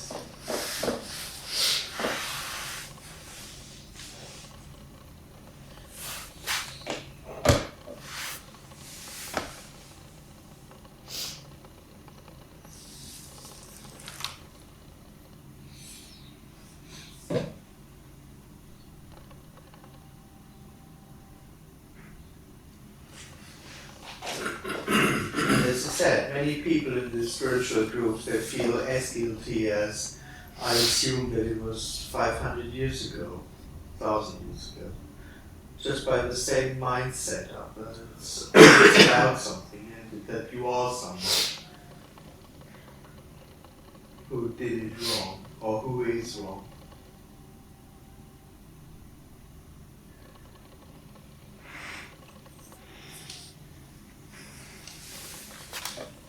Which in a way too is the person's experience. I mean, the person's experience is what I experience isn't it. So there's always an underlying sense of this is not good enough. But as I'm trying and failing, it must mean that I'm not good enough. So it's always playing around with this, with the personal experience. Can you repeat that, please? I mean, the personal experience, in a way, is unfulfillment. Yes. But as the me thinks that it is responsible and that it can consciously do the right or the wrong thing, so in the end, it must be my fault. Yeah, It's unfulfillment because I'm trying to make it, I'm trying to be a good person, I'm trying to meditate, I'm trying to be conscious, I'm doing my best, but still I'm not getting it. Yeah. So the conclusion must be that I'm not good enough yet, or I'm not there yet. It's basically its idea that it's my fault. I'm longing for home and I can't fulfill that, and that's Exactly. my fault. Though I'm trying hard, but it never works out. So It must be my fault. Exactly. So either I'm wrong or I'm not there yet or whatever. But I'm still not perfect, so to speak. That's its basic experience. And of course that's when the spiritual master comes in there. But you have to try more, and you have to do more, and see more, and all that stuff. Which is futile. It never leads anywhere. But it leads to the illusion of being on a path, which gives some hope, so to speak. And you have the promise, and the promise keeps you seeking happily, so to speak. The idea that one day I might get there, that helps you, so to speak. Or they might tell you to not try. That's the worst. Like then you start trying not to try. Exactly, just another way of seeing. Or try not to have any choice. Try, yeah. Oh shit, I made a choice. Yeah, exactly.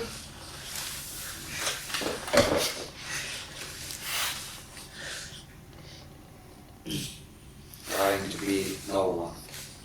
It's the same thing. Trying to be. That's not. I wouldn't suggest that.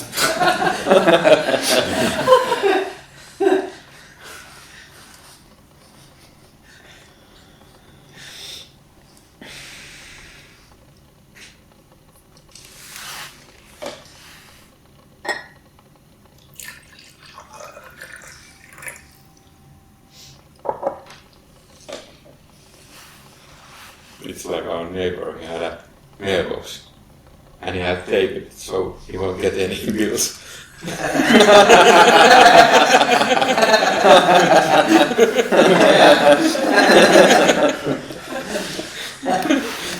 It might even work for a while. Or kind of work.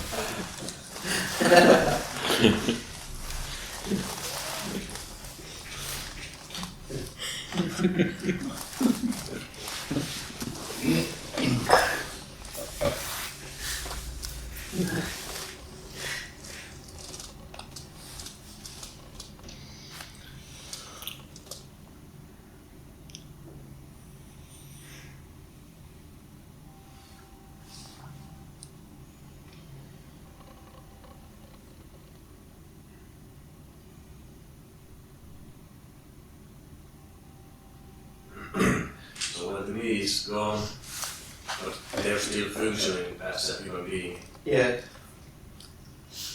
does it matter is there wars or not, or climate change or not, or happy people or not?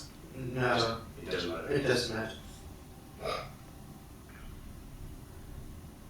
I mean, there's no one there to whom it could matter.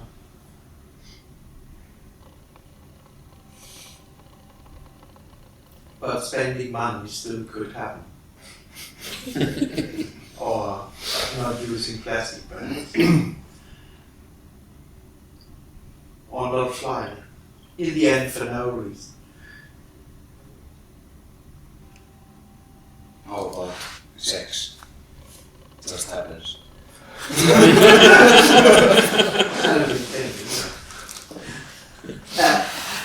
Yes.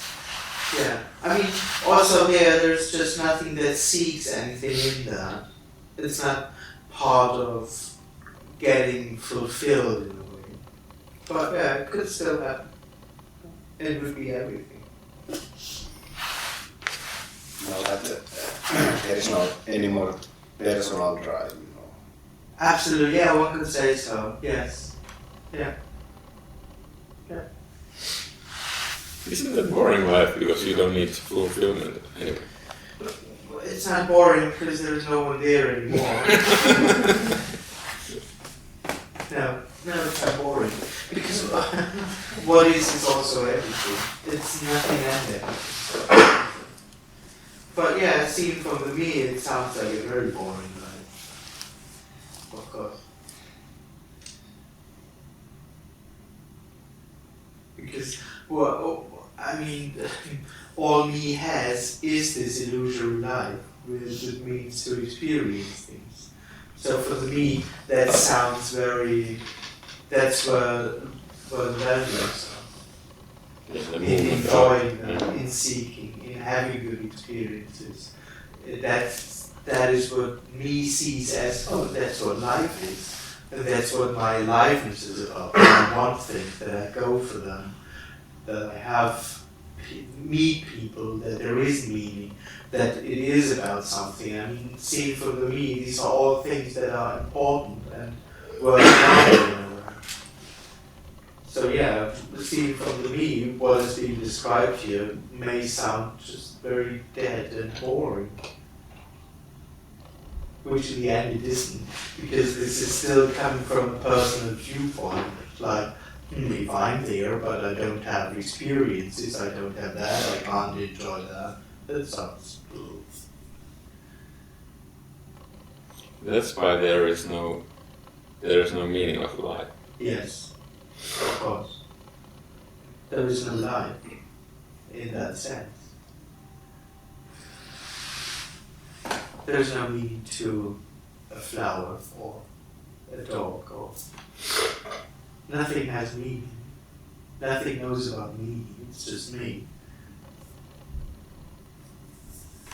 Which in the first place knows anything about life. It has an idea about what it means to be something that's alive. The whole idea of meaning only takes place for that I'm alive thing. But it's immediately actually a method. It's immediately the assumption of meaning already is a creation out of the sense of lack.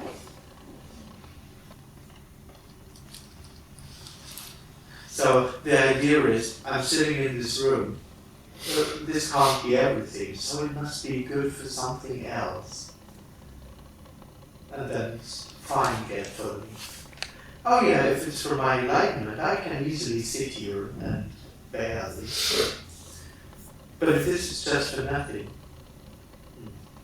that's strange. So every meaning comes from that, from the me. Yeah, absolutely. The assumption that there must be something like meaning, that it must mean something for something else, for world peace or for enlightenment, or yeah. There is no meaning. It's an illusion. Which doesn't need meaning, one could also say. It's free to be that without being good for anything else. That's its freedom, actually. That's the freedom of sitting in a room. That it's totally useful. That's quite liberating already. Absolutely. Yes, absolutely. That's actual freedom. There was just these memories of how many meanings, for example, you give to the role of mother with the child and have I been a good mother and all the meanings. Me loves meaning. Absolutely. And this is like, wow, this is like, wow. Yes. Not having to give the meaning, have I done good, have I done bad, now he's doing that, now that means that I'm being a bad mother because he does like that. And I mean, it's a burden. I mean, Yeah. to be me in a way, or me is burdened by living in reality and good and bad and choice, and it's about something, and it's important, it's all important. Of course, it's it's really like carrying the cross already.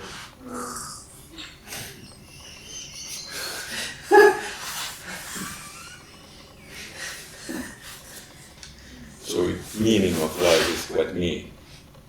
Me. Yeah. Absolutely. I mean, for me, it sounds helpful Yeah, to have because a meaning, because but it's just all within me. it feels that lack. Yeah, exactly.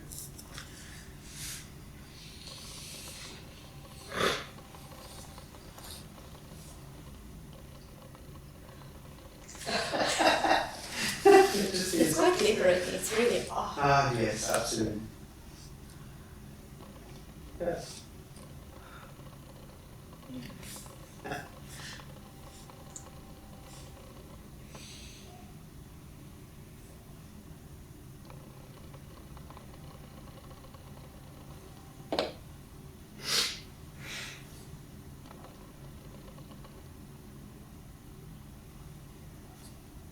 So in that case, free will is same crap.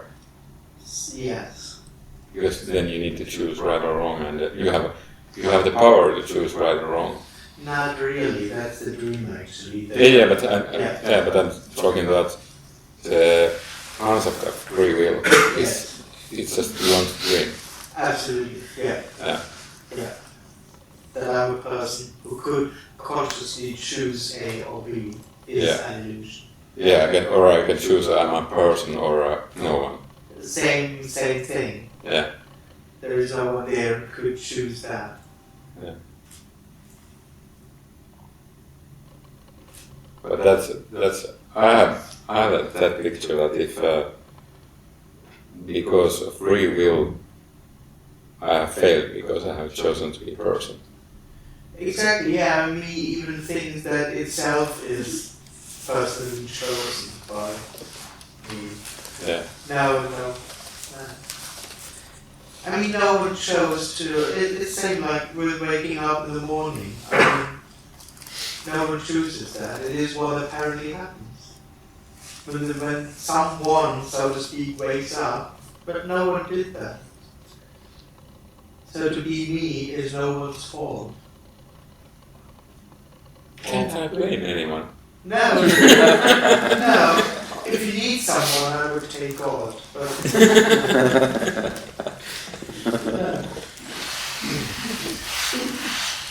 no one's fault. No one's guilty. People could say even me or the illusion of me happens totally impersonal. No one is having any. It just is what apparently happens.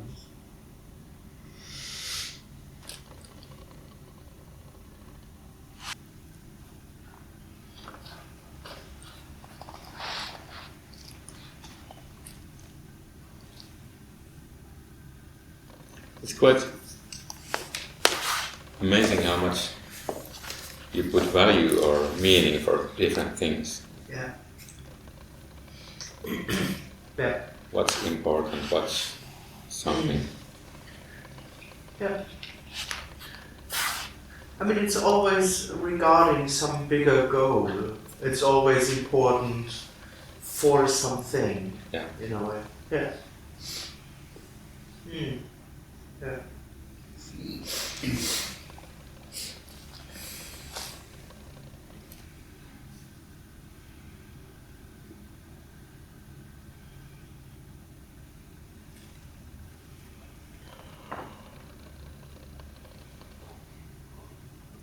Is it so that if there's a story behind it, makes something to happen and it affects afterwards to hope to get something done, or I don't know. But sure. I just mean that it keeps human going all the time because the story. Apparently, in the end, it keeps the secret going. Yeah. Yeah. Yeah. It keeps the seeking going. Yeah. Absolutely. Oh yeah. Yeah.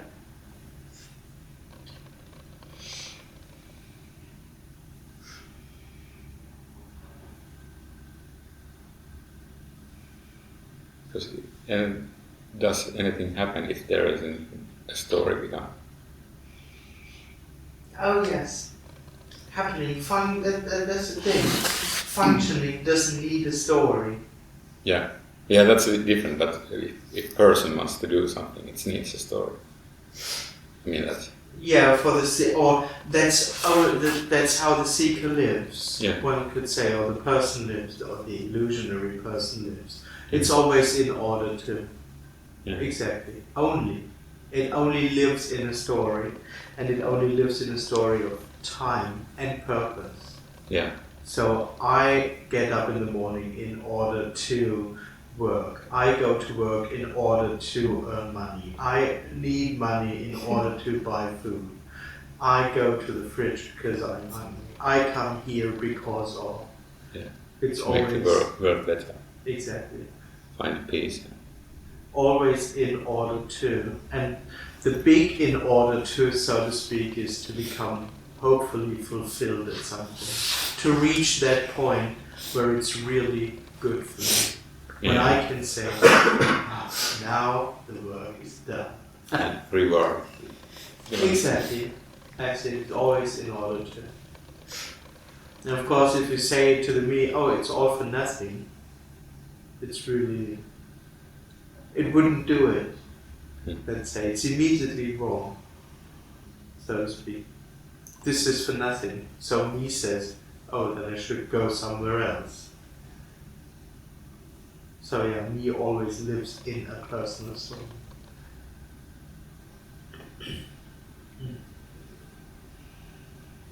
It's never really free of that. So it's always trading, Yeah. wherever it goes.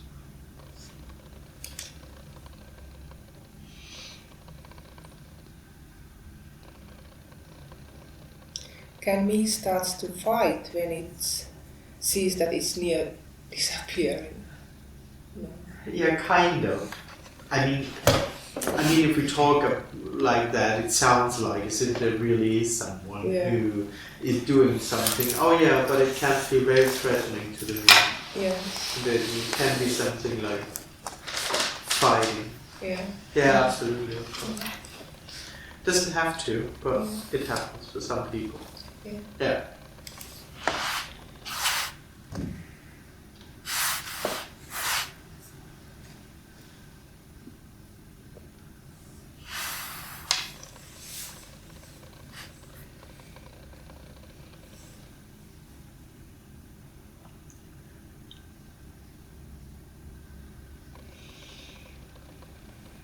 I mean, it really is the least thing me wants. So. Yeah.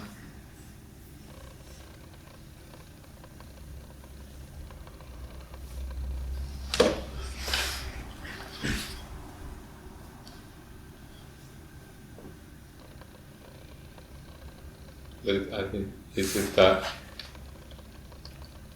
same meaningless goal if you want to be an artist or social worker or just a story? Yeah, absolutely. Yeah. Yeah. That makes me a little bit laugh because I mean, it's all empty. yeah, because without always doing something for big purpose or Exactly. It's always in order to. And I mean, the assumption is not really. I mean, me doesn't really want to become a social worker or an artist. It assumes it to be something special that is a gain, that there's something in yeah, being an artist, or in being a social worker, or in being rich, or in being enlightened. That there is something that somehow may fulfill that need, that longing for one. yeah, That's in a way behind everything. It's never about being an artist. It's about the picture he has about how it is to be an artist and how this serves my need. yeah, So, without me, well, so to speak, there could still be the attempt or the becoming an artist or making art and having exhibitions. But there would just be no one assuming fulfillment in being an artist. yeah, Or in becoming a more famous artist or whatever. Because being an artist or becoming an artist already is whole and complete. It's already everything. That's the whole difference. When there is someone, there would be the whole story of I'm a person, I want to become an artist in order to, in the end. The assumption is that there'll be a real better, or that becoming an artist will be the real next step towards my fulfilled life. All this. Yeah. That's just what would additionally run with it. That whole idea that I'm doing it, that it needs, that I need to be in a certain way, that I have to do that and this, and print flyers and make art and do that I have to do, and that there will be a result out of that regarding my past towards fulfillment, which never really happens.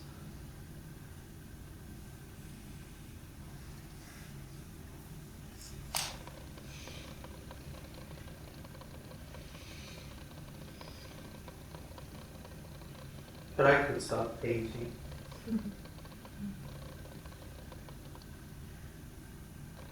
For no reason. In the end.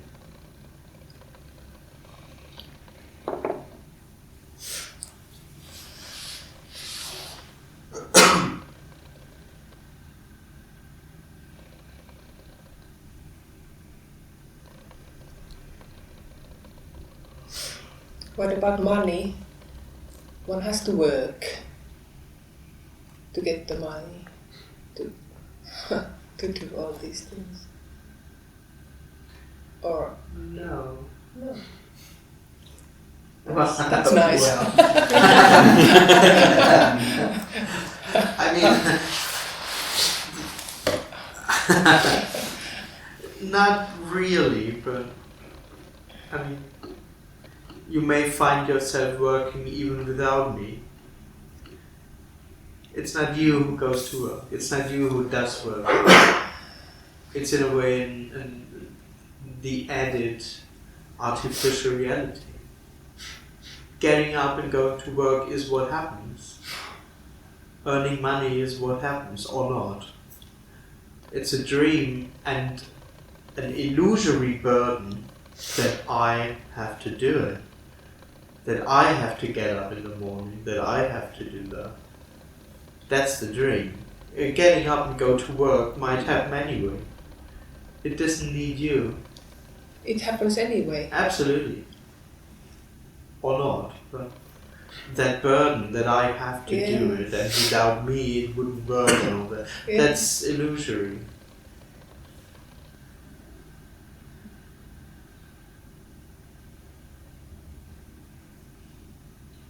So it's not a personal message. I don't say that you don't have to work. It's not about you staying in bed and money still coming in. That, I don't know. There's just no one doing it already.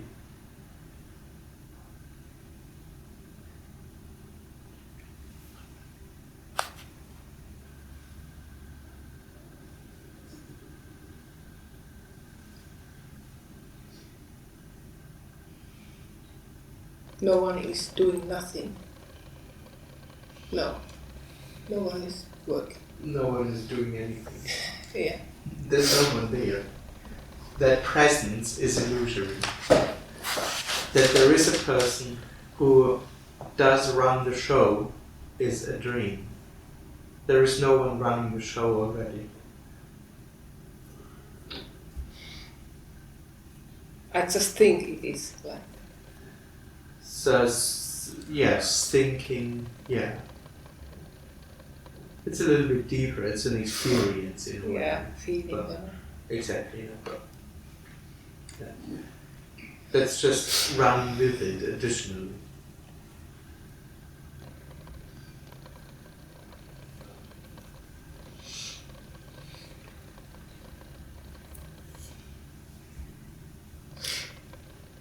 So life is would be very light to live like that. Oh, in a way it is light. It's unburdened by me. Yeah. Yes, but it's light for no one. So it's not an experience of lightness.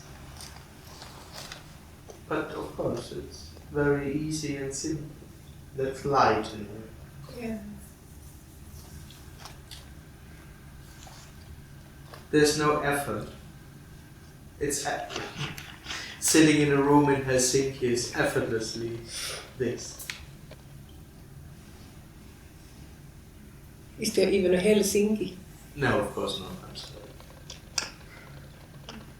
No, it's no thing which can't be known. That's effortless.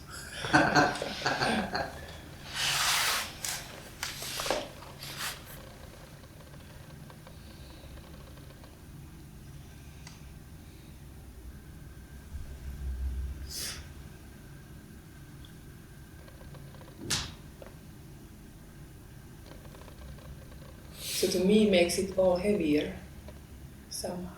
Yeah, one could say so, yeah.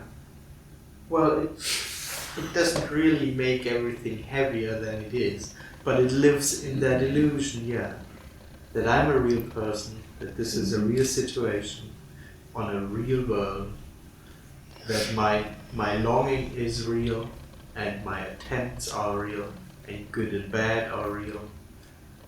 Yeah, that's kind of heavy. It lives just in reality, only in reality, everything's real. It's really about something. It's really important. I could really choose. It's really my fault. Yeah, that's kind of...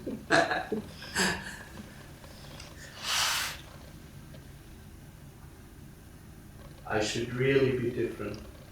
All that stuff. Better. Better. Yeah, for example, yeah.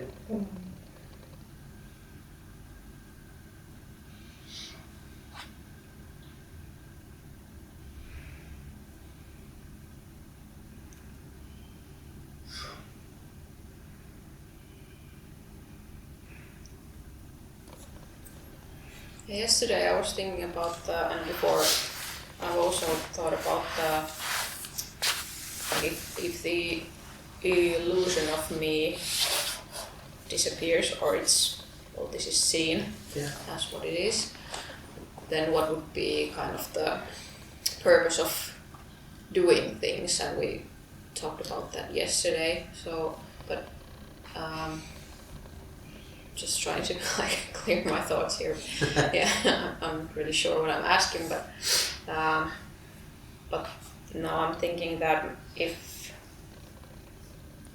me thinks that it has realized that this is about nothing and this is already everything, and it thinks that it has understood the fact that there's no thing and nothing and no purpose and no meaning, then maybe that would be that might lead to me thinking that maybe it shouldn't do anything.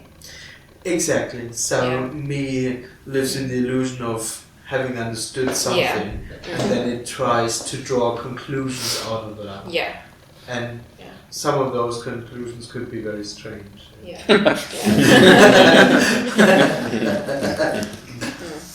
Absolutely. Yeah.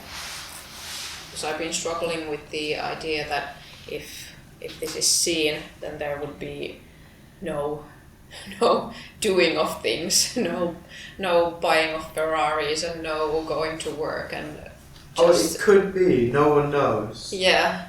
Because in a way, yes, there would be no purpose for anything.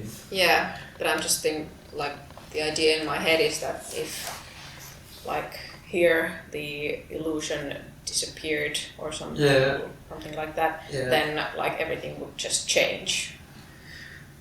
Even though the change probably would happen if I just think that now the illusion has disappeared. Now I understand what this is about, and that makes the change. But if this like dying of me happens, apparently happens, then nothing would change. Yeah, it's just completely unpredictable. Okay. What will be, so to speak, is you don't know. You can't know. In the end, with me or without me, which is a story anyway, with me or without me. But you just don't know.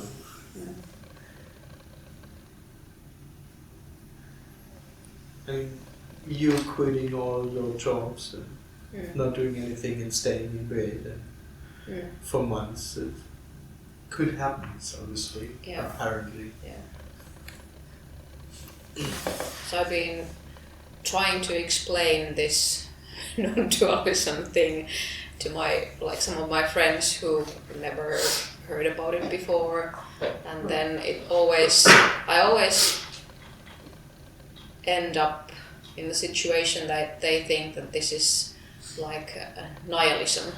Oh yeah, of course. So I'm not sure, like, maybe do you think that nihilism is more about me Yes. thinking that it has understood that Yeah, this absolutely. is like already Yeah. everything and there's nothing I can do? Yeah, I mean, it's just understanding. It's just a person understanding something, which doesn't really have anything to do with what's being said here. So. Yeah. And of course, in a way, all me hears, or me can easily think that this is a very nihilistic message. Because it said that doesn't exist, and that isn't real, and that isn't real, and there's no purpose, and there is no. Yeah. So this may sound nihilistic, but this could still come from an understanding, or this is still, in a way, a personal standpoint. Because in fact, that message isn't nihilistic at all. I mean, it just points out what doesn't exist in the first place. And in a way, it does constantly say yes to what is. Because it's saying, all there is this, and that's it. Actually, one could say it's a big yes. It's not a no at all. It confirms absolutely this in being everything, and whole and complete. And it's just saying no to things that don't exist anyway. Like me, and purpose, and experience, and longing, and chairs, and a room in Helsinki. But in a way, all that's in a way denied. It's not really denied. All that's said that it doesn't exist is all me knows. So seen from the me, it's saying no to all me knows and my world and what I think it's real. That's why it looks nihilistic.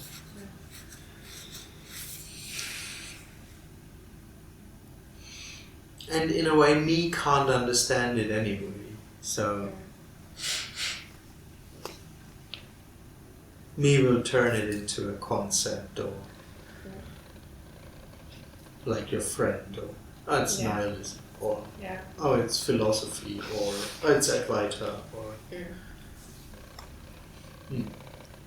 Yeah, it's a weird situation because when I'm here, I kind of think that I understand what this is about. But then when I try to explain it to somebody, like explain it shortly, you know, I have no idea how I'm going to do that.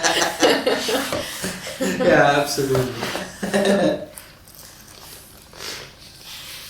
I mean, it can't be understood. I mean, actually, that's part of the dream, the idea that I understood at least parts of it or something. Yeah. Yeah, and that's the tricky part to explain. Like, explain something that you have no clue about. So, that's basically my job.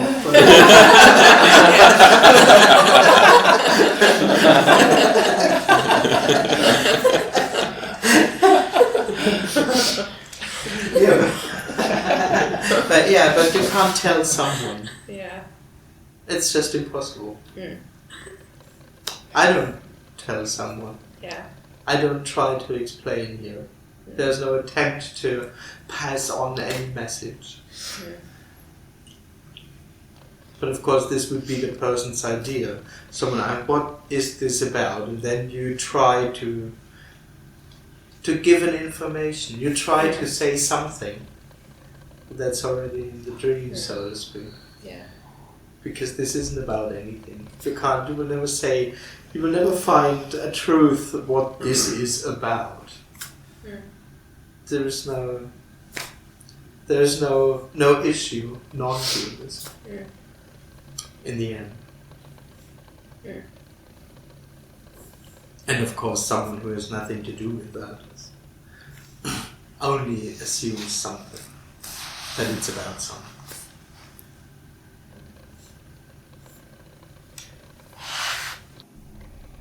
I don't know if you have anything to say to this, but do you think this thing that we're doing now, or non-dualism, is that a world view? No. It doesn't recognize a world. So. Okay. So you can't really categorize it? Exactly. I mean, people would categorize. That's why I say, most people say, that's non-duality, or that's Advaita, and that's yoga, and that's science, and But it's basically in a way overlooking what's being said here. So it's not a certain. We could understand how this would be a worldview, that this is a certain approach to life, that this is one way of how to see things. That's what different concepts are about. You could just see the world as one, for example. But that would be all ideas for a person, what this is about. That this is a philosophy or a tool, a mindset that you could have and live in as a method or as a solution.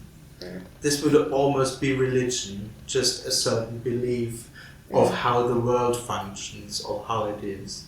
But this would actually have nothing to do with what's being said here.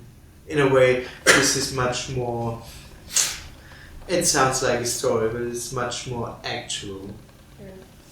It's not about thinking about how the world is, or having a right concept about the world. So it's not about a worldview or about how to see things. Yeah, that's probably one thing why it's so difficult to explain, because you can't really categorize it. You can't just say like, this is philosophy or worldview or religion, and that makes it impossible to explain it. It is impossible to explain. Yeah, not just difficult, but no, it's impossible. Really impossible. Yeah, because in a way, all you can explain is something, but there isn't something, and this isn't something, and this isn't pointing to something. So.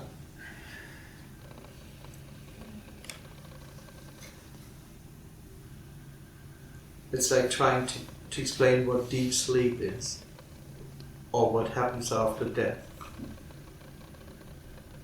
What can you say about that? Well, you just lie there. That's what people say about this, so you just sit there, what's the point? Yeah. It's the point of death. You just go and lie there and ground.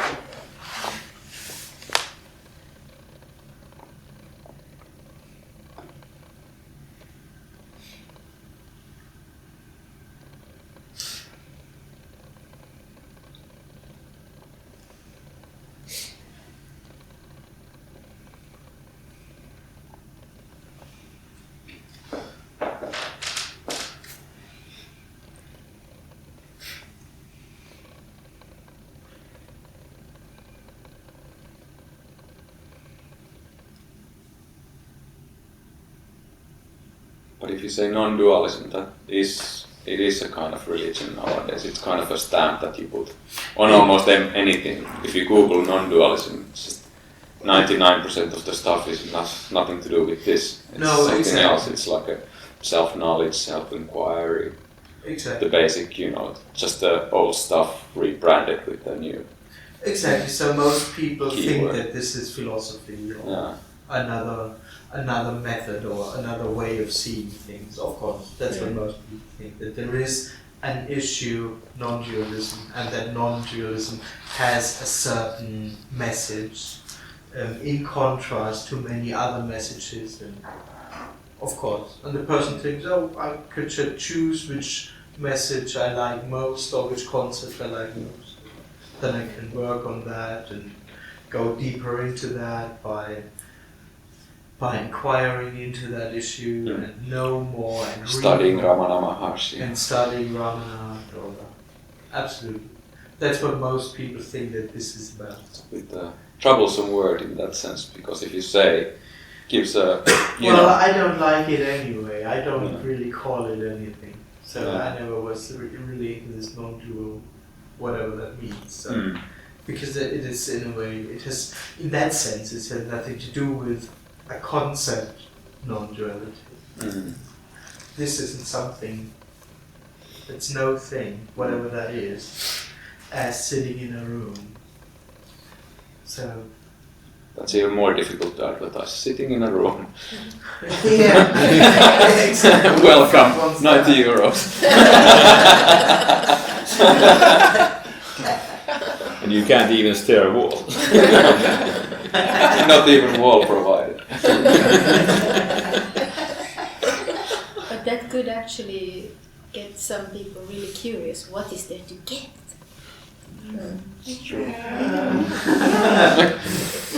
Yeah, maybe there would be one or two. Yeah.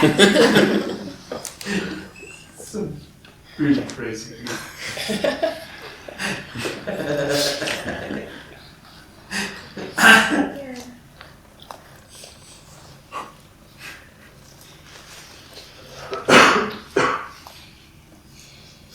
But anyways, 1.5 years ago, I had talks in this famous town in India, in Tiruvallur. And my first sentence on the flyer was, consciousness is illusory. Consciousness is a dream. So really hardly anyone came. Actually almost no one came. And but sometime there were, in the whole week, there were 2 or 3 persons, and they came because of that sentence. And they really came, I wanted to really know what you mean by that. And it was fun.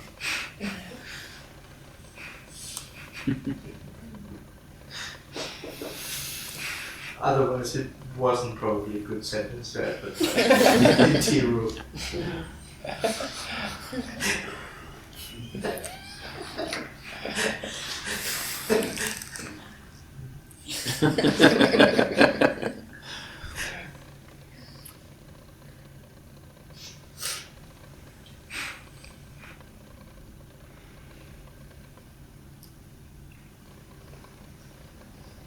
Yeah, people get mugged because of less. You could have gotten into real trouble there in Tiruvannamalai for saying that. Oh well. Angry Ramana mob.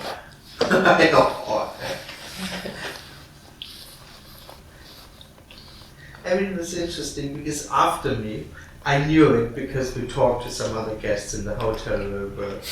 But after me, there was a bigger group about traditional Advaita study, knowledge. It was basically about knowledge. So I had a talk there, and one person showed up from the group afterwards, and it was really a short thing because it was just about knowledge. And he thought that knowledge is important, that knowledge is the highest thing. And that was his first question. Well, what do you think about knowledge? And I just said, it's completely useless. So we talked about that for 3 or 4 more minutes, and then we left. It was over. And the days afterwards, he didn't greet me anymore. He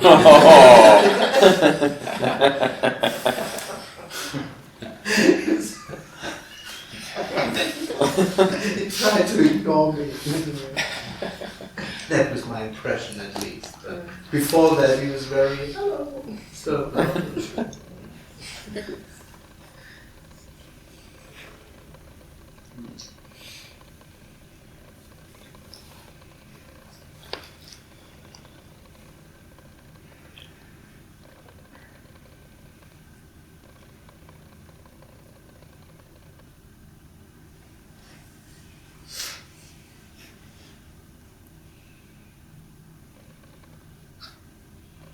Did you get invited there, or did you just go to Tiruvannamalai by yourself?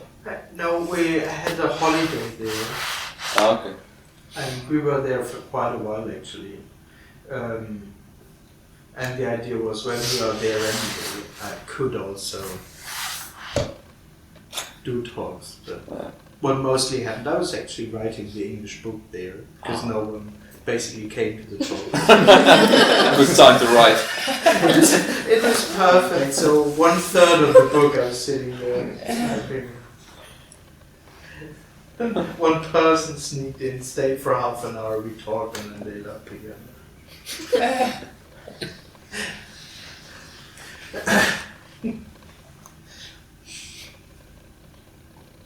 But actually it was more like a holiday trip.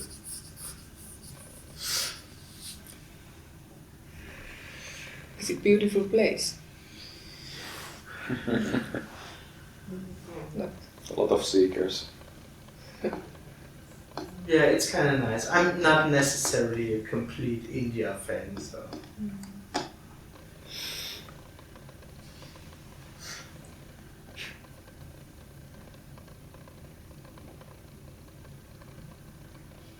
It's kind of nice. Yeah.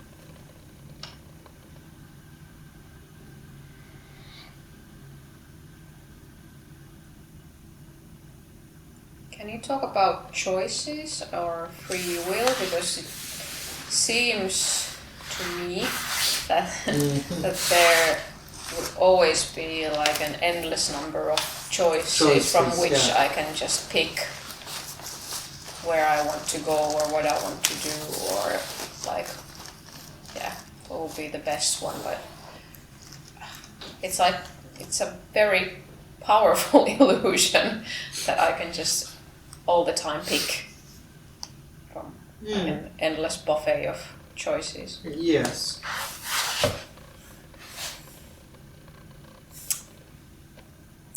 And I don't have a question. Can Yeah, you just improvise something?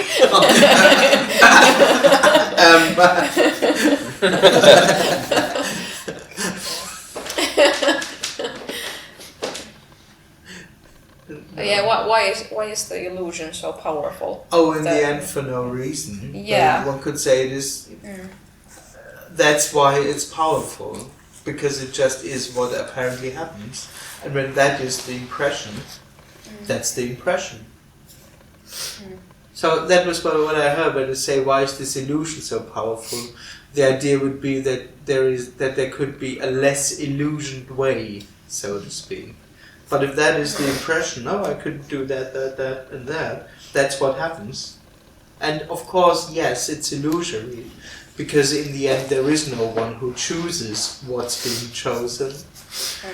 But to have that impression is what apparently happens, and because it is what apparently happens, it feels real. Period.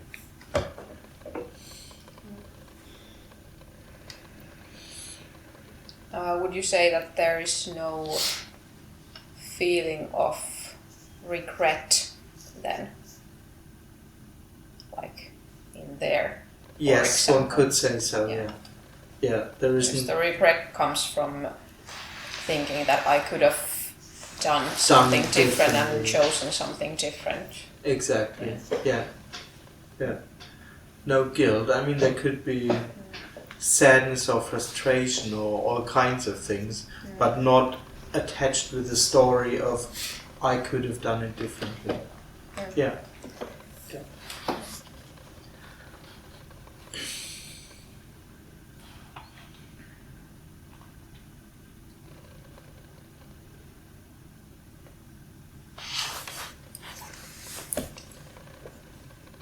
I mean, in the end, there's just no one there to choose. And in that sense, there aren't many possibilities. That just is what apparently happens, so to speak. There's always only one possibility, so to speak. And that one possibility is even apparent.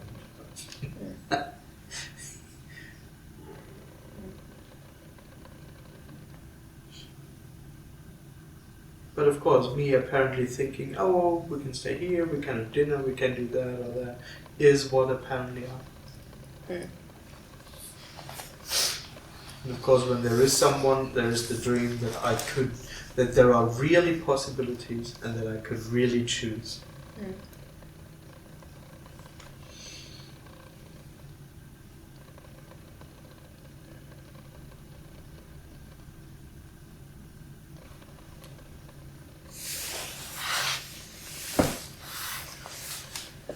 So the feeling of there being possibilities is just apparent thinking happen, or like Yes. thoughts going through your brain. where Yeah, you, exactly. Like, It's just functioning. Yeah. Apparently, or it just is what apparently happens. Yeah. But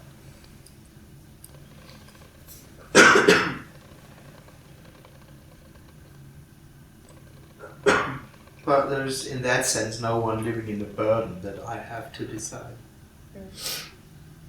In order to find the best way, in order to create the best life, in order to become fulfilled. So you don't have troubles of deciding. No, not really. No. That's nice. Yeah, but there's no one there to enjoy it either.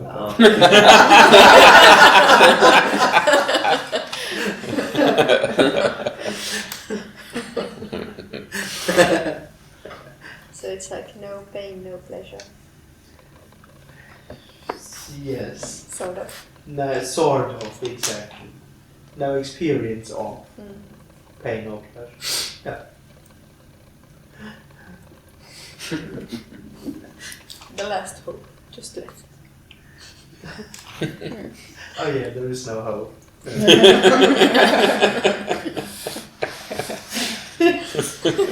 mean, what would you hope for? This is everything already, so there's nothing to hope for.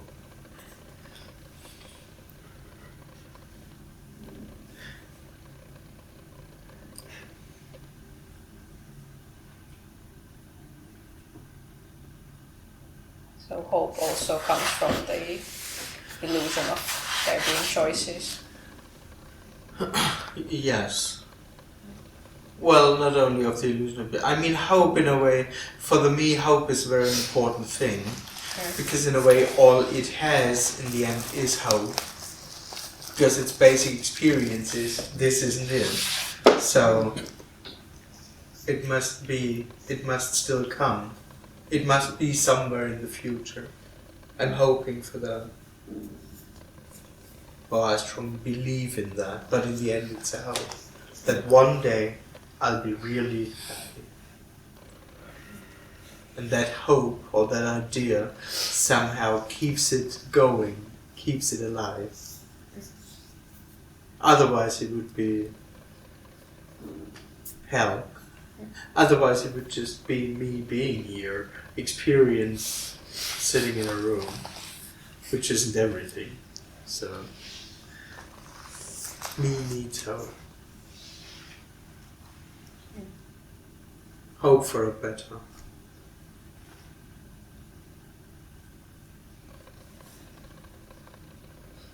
So when there is no one, there's no hope.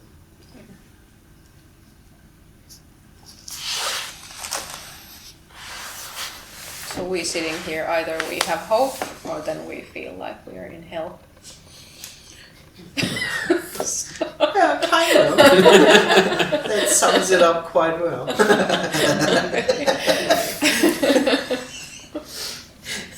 But of course, we sitting here is the dream. That there is someone who sits here is the dream.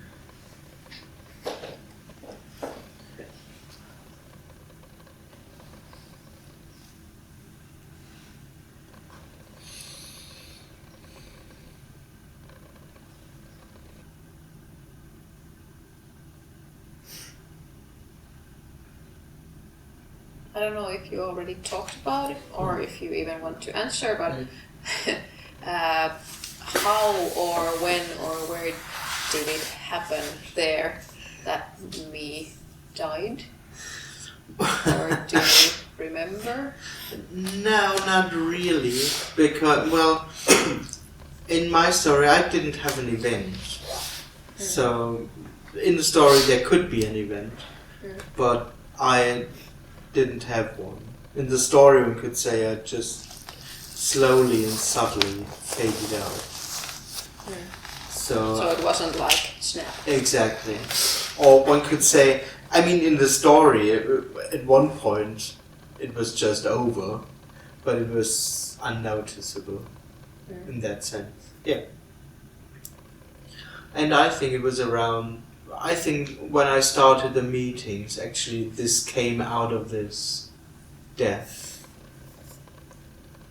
I think that went together in a way. So had you been to these kinds of meetings before? Oh yes, I've seen Tony before. Yeah.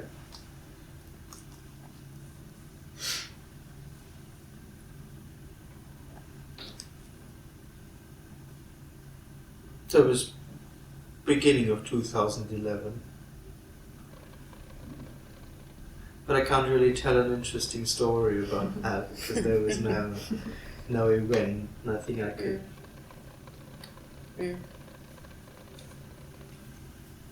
No, Which is steps to. Which is quite often, is my impression. Yeah. It's just. Okay.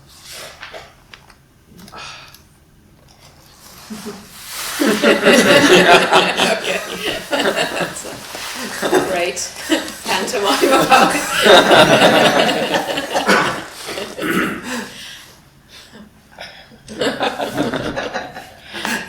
That's liberation.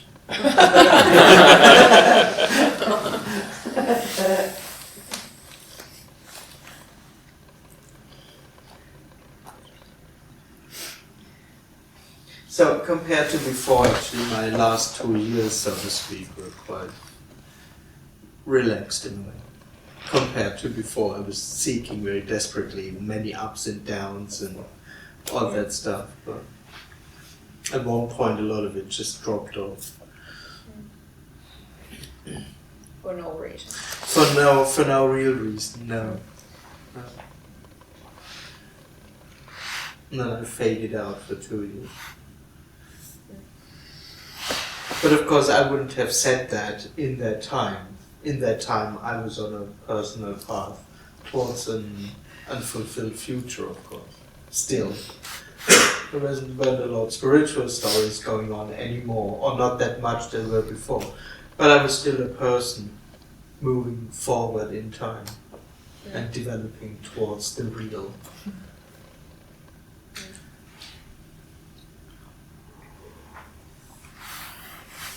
That was an illusion.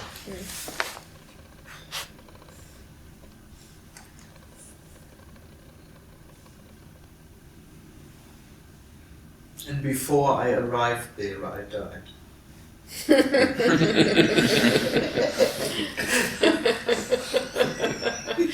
don't know if that's sad I see from the me that's really sad. Maybe there's hope now again. Maybe I will make it. And that guy up there, well, but I will make it.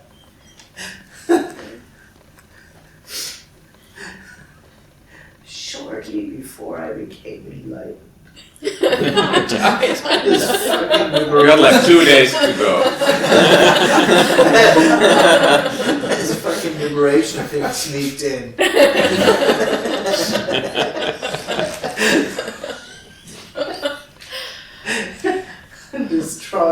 Ruined my own. Imagine how much money you could make being enlightened. Absolutely. Be a teacher and You know what I mean? thousands of followers. Exactly. New phase of Tirunama life. Yeah, I would have been living in the mountain and all that stuff. Walk around the mountain all the time.